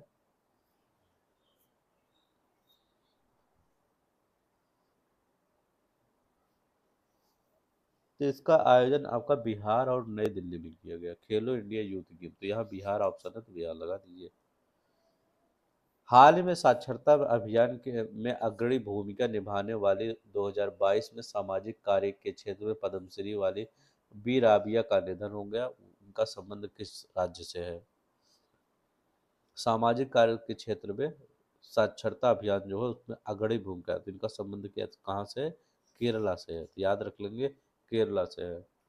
1 अप्रैल 2025 को सरहुल महोत्सव कहाँ मनाया था? सरहुल महोत्सव कहाँ मनाया जाता है? झारखंड के आसपास में सरहुल महोत्सव, ठीक, याद रखेंगे कहाँ पर? झारखंड के आसपास के क्षेत्रों में, मुंडा जनजाति या हो जनजातियों द्वारा, ठीक है। इसमें क्या किया जाता है? साल वृक्ष की पूजा किया जाता है, साल वृक्ष की पूजा किया जाता है। राष्ट्रीय हॉर्टिकल्चर मिशन किस पंचवर्षीय योजना में आरंभ किया गया? ठीक है, वो यहाँ हॉर्टिकल्चर किस पंचवर्षीय योजना में प्रारंभ किया गया? हॉर्टिकल्चर ये 10वीं पंचवर्षीय योजना में प्रारंभ किया गया। याद रखेंगे, राष्ट्रीय बागवानी मिशन जो है ये कौन सी पंचवर्षीय योजना में प्रारंभ किया गया? ये 10वीं पंचवर्षीय योजना में प्रारंभ किया गया। कब से कब था इस योजना का? तो 1 अप्रैल, ये कब प्रारंभ के? 1 अप्रैल 2002 से, ठीक है, 31 मार्च, 31 मार्च 2007 तक, ठीक है। तो ये याद रखिए। नहीं, देखते हैं, यदि सकल राजकोषीय घाटे में से ब्याज भुगतान को निकाल दिया जाए तो अवशेष को क्या कहा जाएगा? अवशेष को कहा जाएगा तो सकल प्राथमिक घाटा कहा जाएगा। 1980 में भारत में कितने बैंकों का राष्ट्रीयकरण किया गया? 1980 में भारत में कितने बैंकों का राष्ट्रीयकरण किया गया? तो 1980 में 6 बैंकों का राष्ट्रीयकरण किया गया। 14 बैंक कब आते हैं? 1969 में 6 बैंकों का राष्ट्रीयकरण किया गया, ठीक है। ये 19 जुलाई को हुआ था, ठीक है। ये ये भी याद रखिएगा, 19 जुलाई को 6 बैंकों का, 14 बैंकों का, 1969 को 14 बैंकों का, और 1980 में जो आपका हुआ था 6 बैंकों का राष्ट्रीयकरण। कौन सा भारतीय अर्थव्यवस्था का प्राथमिक क्षेत्र है? तो भारतीय अर्थव्यवस्था का प्राथमिक क्षेत्र क्या है? तो कृषि हमारा प्राथमिक क्षेत्र है, ठीक है। तो याद रख लेंगे, हमारा कृषि क्या है? प्राथमिक क्षेत्र होता है। उद्योग क्या होता है? ये द्वितीय क्षेत्र होता है, द्वितीय, ठीक है। तृतीय क्षेत्र क्या होता है? आपका बीमा, सॉफ्टवेयर, सेवा क्षेत्र, ये तृतीय में आ जाता है, ठीक है। करें निम्नलिखित में विपणन संस्था कौन सी है? करें विपणन संस्था कौन सी है? सेल, सेल आपका क्या है? विपणन संस्था है, जिसका पूरा नाम क्या है? Steel authority of India limited, ठीक है। इसकी स्थापना कब हुई थी सेल की? तो सेल की स्थापना 1973 में हुई थी। तो याद रख लेंगे, जो सूखा प्रवणता क्षेत्र जब काम हुआ था इस समय, याद रखेंगे। अभी 5 जो इसकी इकाइयाँ काम करती हैं, कहाँ कहाँ पे इसकी 5 इकाइयाँ सेल की काम करती हैं? तो ये कौन कौन सा? याद, भिलाई में याद रखेंगे, भिलाई में, दुर्गापुर में। जैसे आप नहीं पढ़ते हैं एनटीपीसी, एक जगह थोड़ी है, कई जगह है आपका। भिलाई हो गया, दुर्गापुर हो गया, राउरकेला हो गया, राउर केला हो गया, ठीक है, राउरकेला, बोकारो हो गया, या इसको,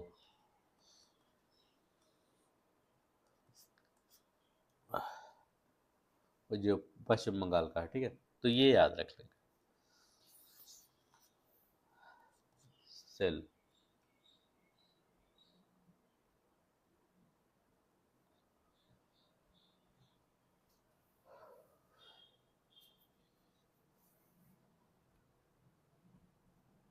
भूदान आंदोलन की शुरुआत किसके द्वारा किया गया था?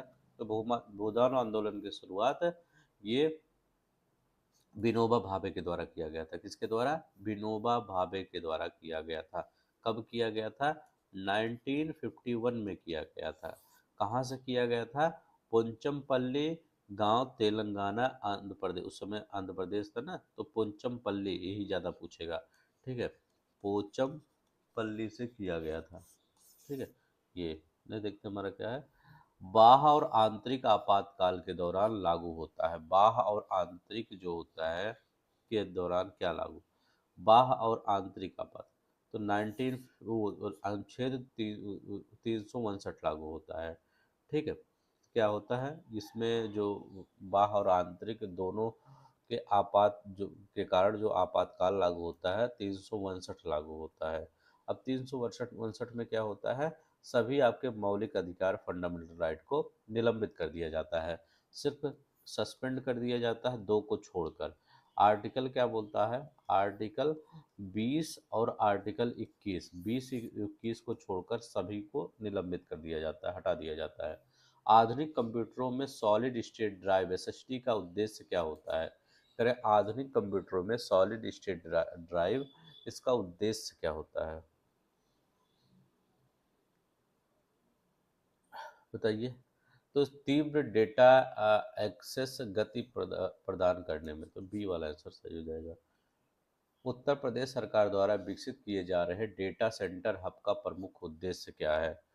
ठीक है, जो डेटा सेंटर हब विकसित किया जा रहा है उसका प्रमुख उद्देश्य क्या होता है? डिजिटल अर्थव्यवस्था को बढ़ाना, बस सिंपल ही है। ठीक है, डिजिटल अर्थव्यवस्था को बढ़ाना। नेक्स्ट देखते हैं। अब देखिए डीआई देखते हैं। यदि देश का कुल आयात कितना है, यदि देश का कुल आयात 30 लाख है, ठीक है, तो 30 लाख है, तो आइटम P6 पर आयात कितना है, हो बताइए। आइटम पे तो मतलब देश का कुल आयात कितना है, 30 लाख, ठीक है। दो दो छः, दो दो छः, ठीक है, 30 लाख है। तो आइटम P6 पर, तो P6 कहाँ पे है, तो आपने देखा होगा यहाँ पे, ये P6 21% है ना, तो 21% P6 है। तो कह रहे आइटम P6 पर, तो 21/100 कर दीजिए, बस कुछ करना ही नहीं है।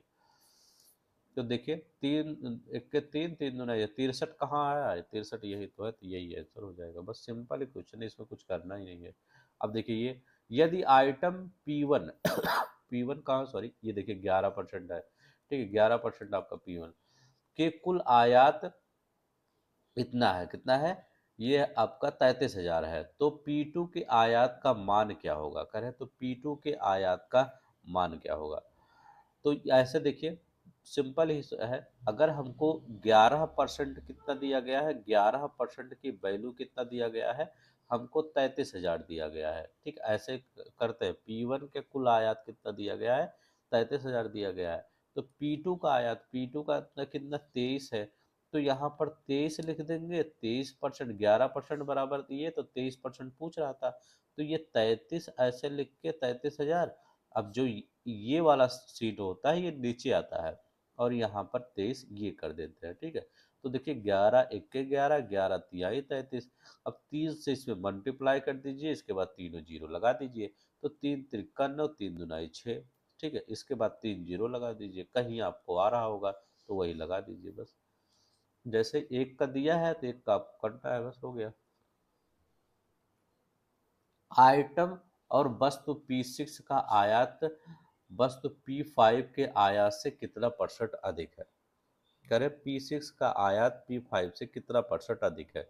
कुछ नहीं करना है, यहाँ ये दिया रह गया है कि कितना, 30,000 है, 32,000 है, 33,000, ऐसा कुछ नहीं यहाँ पर सीन है। तो यहाँ पर क्या करेंगे, P6 हम ढूंढ लेंगे। P6 का कितना है, थोड़ा सा जूम कर देता हूँ आपको, देखिए। हाँ, यहाँ पर P6 कितना है आपका, कहाँ गया, ये P6 आपका 21 है, तो P6 बराबर कितना है आपका, 21 है, 21% है। P5 के आयात से, अब देखिए P5 कितना है, तो P5 आपका कहाँ गया, 12 है, ठीक है, 12 है। करें P5 के आयात से, तो से कहाँ लगा है, तो से किसके सामने लगा है, तो से आपका 12 के सामने लगा है, तो इसी से तो अधिक होगा ये। तो याद रखिए, जिससे अधिक, जहां से लिखा रहे वहां नीचे लिख दीजिए। अब देखिए, अब आप ऊपर वाला जानते हैं, 12 में से 21 थोड़ी घटाएंगे, माइनस में थोड़ी लाएंगे, तो इसको ऐसे दिमाग लगा के 21 में से 12 घटा दीजिए। और जहां से लिखा रहे P5 के नीचे से लिखा है ना, इससे कितना अधिक है, वही आपको यहाँ नीचे लिखना है। अब गुणे 100 कर दीजिए, तो कितना हो जाएगा, 9 हो जाएगा, 21 में से 12 अगर 9 या 12 हो जाएगा, गुणे क्या हो जाएगा, 100 हो जाएगा। तो अब इसको जब सॉल्व करेंगे तो आपका सॉल्व करेंगे कितना आ जाएगा, ये सॉल्व भी कर लीजिए, ये 6 हो जाएगा, ये 50 हो जाएगा, 3 दूनाई 6 हो गया, 3 × 3 = 9 हो गया, ये 25 हो गया, 25 दिया 75 हो गया, तो याद रख लेंगे 75% इतना इसका आंसर आ गया, 75 हो गया। यदि आइटम P1 के कुल आयात 33,000 है, तो आइटम P2 और P1 के आयात मूल्यों का अनुपात का व्युत्क्रम क्या होगा? बहुत अच्छा क्वेश्चन है। करें इनका व्युत्क्रम क्या होगा ये बताना है।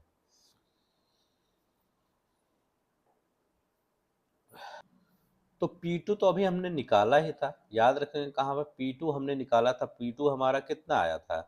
तो करें P1 कितना है? P1 का आयात कितना दिया गया है? 33। तो P1 बराबर कितना दिया गया है? 33,000 ये दिया गया है। P2 अभी हम पीछे ही निकाले थे। P2 कितना निकाले थे? तो P2 हमने P1 इतना निकाला दिया गया है। P2 हम कितना निकाले थे? 69000। अभी पीछे देखिए, आपको यहाँ पर दिया होगा P2। हाँ देखिए, यहाँ P2 आयात का मान यहाँ देखिए, अगर उसी कॉपी में तो लिखेंगे तुरंत, आप ज़्यादा मत दिमाग लगाइएगा। तुरंत लिखा है तो देख लीजिएगा, क्यों बार बार निकालेंगे। अब देखिए P1 P2, अब कह रहे हैं आयात मूल्यों का अनुपात का व्युत्क्रम क्या होगा। तो जहाँ P2 और P1 बात कर रहे हैं, तो P2 अनुपाते P1, ठीक है। तो P2 अनुपाते P1 कितना दिया है? तो P2 69000, और ये अनुपाते P1 कितना दिया है? 33,000। अब कितना हो गया इसका? ये तीन, ये तीनों काट दीजिए, ठीक है। तो ये कितना हो जाएगा? 23 3 से काटेंगे और 11 तिहाई 33। तो ठीक है, तो इनका अभीष्ट व्युत्क्रम करें, इनके व्युत्क्रम का अनुपात कितना हो जाएगा? तो व्युत्क्रम का जो अनुपात हो जाएगा वो क्या हो जाएगा? ये यहाँ पे ये है, अभी व्युत्क्रम तो व्युत्क्रम का अनुपात हो जाएगा 1/23 हो जाएगा, और ये 1/11 हो जाएगा। व्युत्क्रम मतलब इसका उल्टा ऐसे हो जाएगा ना, मतलब एक इसके व्युत्क्रम इसके नीचे नीचे रखेंगे ना, फिर इसको जब इधर मल्टीप्लाई करेंगे तो 11:33, क्योंकि इस फॉर्म में नहीं दिया था, इस फॉर्म में, तो इसको इधर करके इधर, इसको इधर कर लेंगे, ठीक है। व्युत्क्रम पूछा है तो इसको ऐसे ही कर लीजिए, इसको इधर कर लीजिए, इसको इधर कर लीजिए, चाहे इसको हम ऐसे पूरा बताए हैं ताकि आपको याद रहे। तो 11 अनुपात क्या हो गया? 33। तो याद रखेंगे क्या होगा यहाँ पर? 11:33। ठीक है, सिंपल ही क्वेश्चन है। P6 और P4 वस्तु के आयात के बीच कितना अंतर है? तो P6 कितना है? तो यहाँ देखिए P6 कितना है? 21 है, 21। करें P4 कितना है? P4 आपका 4 है, तो 4 घटा दीजिए, कितना हो गया? 17 आ गया। ये सब एकदम सिंपल को, इसमें कुछ है नहीं सब, ठीक है। 5 वर्षों किस कंपनी का औसत उत्पादन अधिकतम था? 5 वर्षों में किस कंपनी का औसत उत्पादन अधिकतम था ये बताना है, ठीक है। पहला कह रहे हैं अंबर पेपर मिल का, मयक पेपर का, और ये इसमें क्या है, तनवीर पेपर मिल का। अंबर पेपर मिल और तनवीर दोनों का है, ठीक है। और उपयुक्त में से कोई नहीं। तो बताइए औसत उत्पादन अधिकतम था किसका? देखिए ए से अंबर हो गया, यम से मयक हो गया, टी से मतलब आपका तनवीर हो गया। तो हम क्या कैसे देखेंगे? हम पहले इसको देख लेंगे, क्योंकि इसमें दो चीजें दिया गया है ना। अंबर पेपर, देखिए पेपर में ऐसे करिएगा, इसमें दो चीजें, अंबर पेपर मिल दिया गया है और तनवीर पेपर मिल। तो ये दोनों को पहले जोड़िएगा, क्योंकि इनका ज्यादा हो सकता है, क्योंकि दो जोड़ना है। तो याद रहे अंबर पेपर मिल का औसत कितना होगा?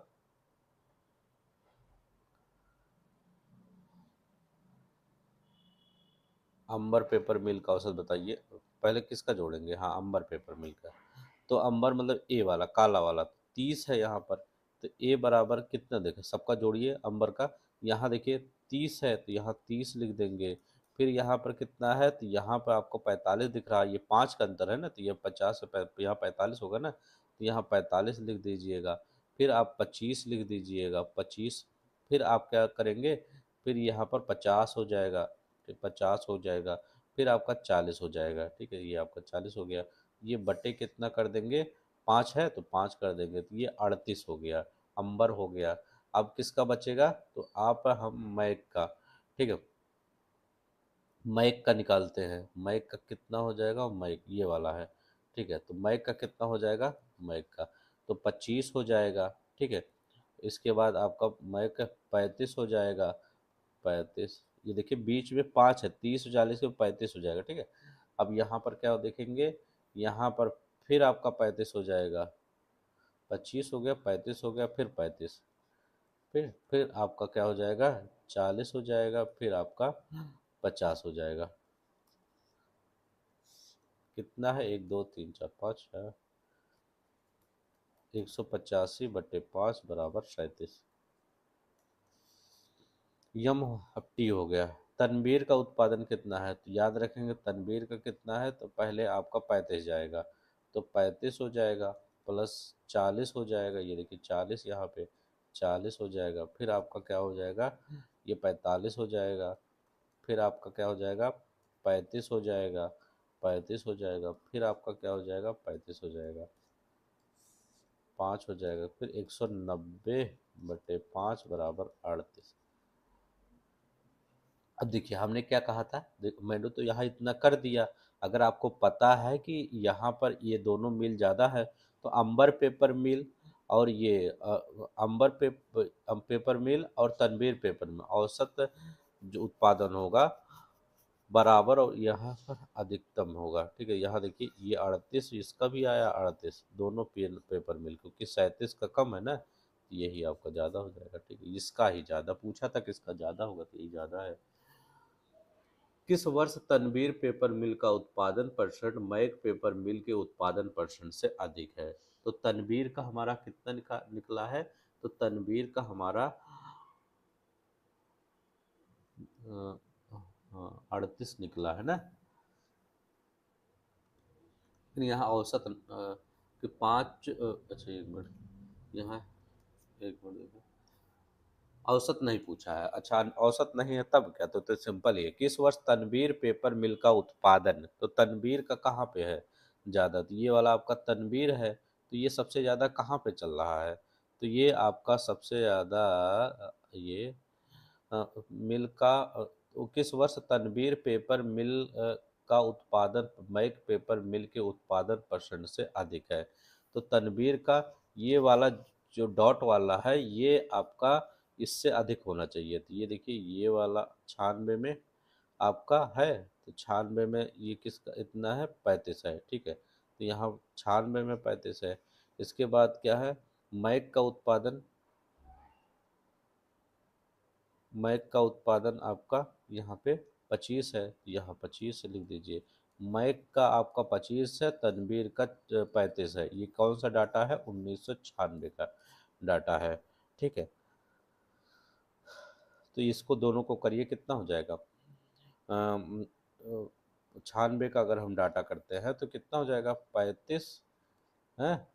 ये मतलब कर रहे हैं तनवीर पेपर मिल का उत्पादन का परसेंट मैक पेपर मिल के, मैक पेपर मिल के, अब के किसके नीचे आया है, मैक के नीचे आया है, तो 25 कर दीजिए, जो नीचे के जिसके से के जिसके नीचे है उसको 25 करिए, फिर इसके बाद क्या करिए, 100% में पूछा था, यहाँ परसेंट निकालना है ना, तो यहाँ 25 चौका 100, तो ये कितना हो जाएगा, 35 चौका 140 हो जाएगा, 140% आ जाएगा। ठीक है, अब देखिए ये तो हो गया आपका कौन सा, 96 में। अब ये तो 1996 की बात करते हैं, 1997 की बात करेंगे क्या।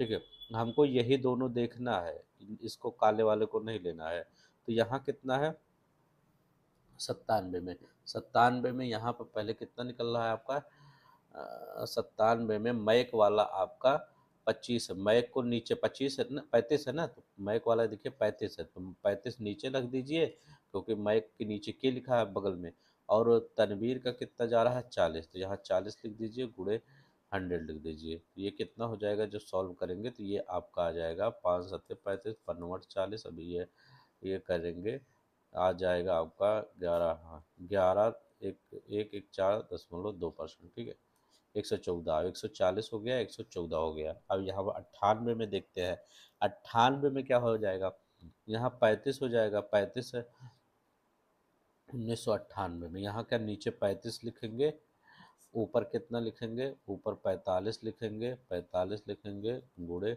100 करेंगे। ठीक है, तो ये कितना हो जाएगा, 128 हो जाएगा।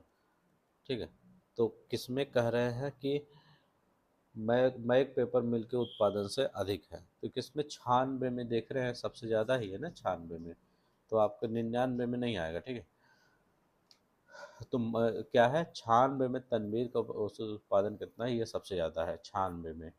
ठीक है, यहाँ तो आपका इसके बाद 99 में तो कम ही हो गया है, कहाँ अधिक है, 99 में निकालेंगे, निकालेंगे ही नहीं, यहाँ कम ही है। तो यही तीनों ही आपको निकालना था। देखिए किसका अधिक, यहाँ निकालने की कोई ज़रूरत नहीं है, पहले ही से कम है तो कहाँ अधिक होगा। ठीक है, तो यहाँ छूट ही गया, तो 99 वाला छूट गया। ये तीनों में आपका किसका बचा है, ये 96 वाला। देखिए 96 140 आया है, 97 114 आया था, 98 128 आया था। तो यही वाला आपका सही है। तो थोड़ा निकाल के देखना पड़ेगा किसका है। ठीक है, ये देखते हैं हमारा क्या है। 1998 से 2000 के समय अंबर पेपर मिल के औसत उत्पादन तथा मैक पेपर मिल के औसत उत्पादन का अनुपात क्या है। अब करें अंबर पेपर मिल का औसत उत्पादन 3 बार 98 से 2000 के बीच में करना, 98 से 2000 के बीच में। तो अंबर का 98 से 2000 का मिल, अंबर मतलब काला वाला जोड़ लेंगे, तो ये 1 2 3। ठीक है, ये कितना हो जाएगा, 25 50 प्लस 40। ठीक है, 25 50 40 बटे 3। तो क्या 1 1 5 बटे 3। ठीक है, तो ये हो गया। और मैक वाला कितना हो जाएगा, मैक 35 प्लस 40 प्लस 50। ठीक है, 35 चार, मैक वाला, हाँ मैक ये 35 हो गया, ये 40 हो गया और ये 50 हो गया बटे 3। तो 125 बटे 3। ठीक है, तो कितना हो जाएगा, अभीष्ट अनुपात कितना हो जाएगा, तो 1 1 5 बटे 3, 125 बटे 3। ये कैंसिल हो गया, ये हो जाएगा आपका 23 अनुपात 25 हो जाएगा। ठीक है, 23 अनुपात 25 करें। वर्ष 1996 में सभी प्रकार के पेपर मिल्स में उत्पादित कागज का वर्ष 1998 में सभी पेपर मिल के उत्पादित कागज। अब 96 खाली लेंगे और कौन सा लेंगे, 98 लेंगे। तो 96 कितना होगा, 30 हो जाएगा, 25 हो जाएगा और 35 हो जाएगा। ठीक है, तो यहाँ पर क्या है, जो 1996 में कितना हो जाएगा, 30 ले लेंगे। यहाँ देखिए 30 है, फिर यहाँ पर 25 है, नीचे एक आ गया ना, तो यहाँ 25 हो गया और यहाँ 35 हो गया। ठीक है, कितना आ जाएगा, औसत औसत कुछ नहीं पूछा है, 90 आ जाएगा, 90 लाख टन। ठीक है, कुछ भी होगा। अब 1998 में क्या करेंगे, तो 1998 में आप करेंगे, ये आप पे सभी में कितना आ जाएगा, यहाँ 25 आ जाएगा, यहाँ 35 आ जाएगा, ये देखिए 35 आ जाएगा, 35 आ जाएगा। ठीक है, और यहाँ क्या आ जाएगा, 45 आ जाएगा, यहाँ 45 ना, तो 45 याद रखेंगे। ये कितना, 105 हो जाएगा। अनुपात कितना हो जाएगा, 90 अनुपात 105। तो ये कितना हो जाएगा आपका, 6 अनुपात 7 हो जाएगा। वर्ष 1999 में अंबर पेपर मिल का उत्पादन तनवीर पेपर मिल के उत्पादन से कितना परसेंट अधिक है। अंबर पेपर मिल का उत्पादन तनवीर किसमें, 1999 में। 1999 में हम अगर हम अंबर का देखते हैं, काला वाला 50। ठीक है, तो अंबर 1950 में, ये 1900 किसमें, 99 में कह रहे ना, हाँ 1999। अंबर कितना है, तो अंबर 50 है। और हम तनवीर का बोलते हैं, तो हमारा तनवीर का कितना है, तो तनवीर का 35 है। ठीक है, तो अंबर का 50 है और तनवीर का क्या है, पेपर में 35 है। ठीक है, तो तनवीर को 35 है ना, ये लास्ट वाला। करें अब कितना परसेंट वृद्धि हुआ, करें कितना परसेंट पेपर मिल में, तनवीर पेपर मिल के उत्पादन में। तो के कहाँ लगा है, के तनवीर के नीचे लगा है, तो तनवीर के जहाँ लगा उसको नीचे करिए। फिर 50 घटाइए 35, 85 में से 35 घटेगा, तो ये कितना आ जाएगा, 15 बटे 35 गुणे 15 5 7 35, 300 बटे 7, 7 चौक 28, 42.85, 42.85। बस 100 क्वेश्चन आपका यहाँ पर कंप्लीट हो गया। ठीक है, तो जो भी आपके यहाँ पर डाउट होंगे वो आप कमेंट बॉक्स में पूछ लिया करिए। मैं अब आपका कितना, मैं 10 आपका प्रैक्टिस सेट हो गया है, 6 प्रैक्टिस सेट और बचा है।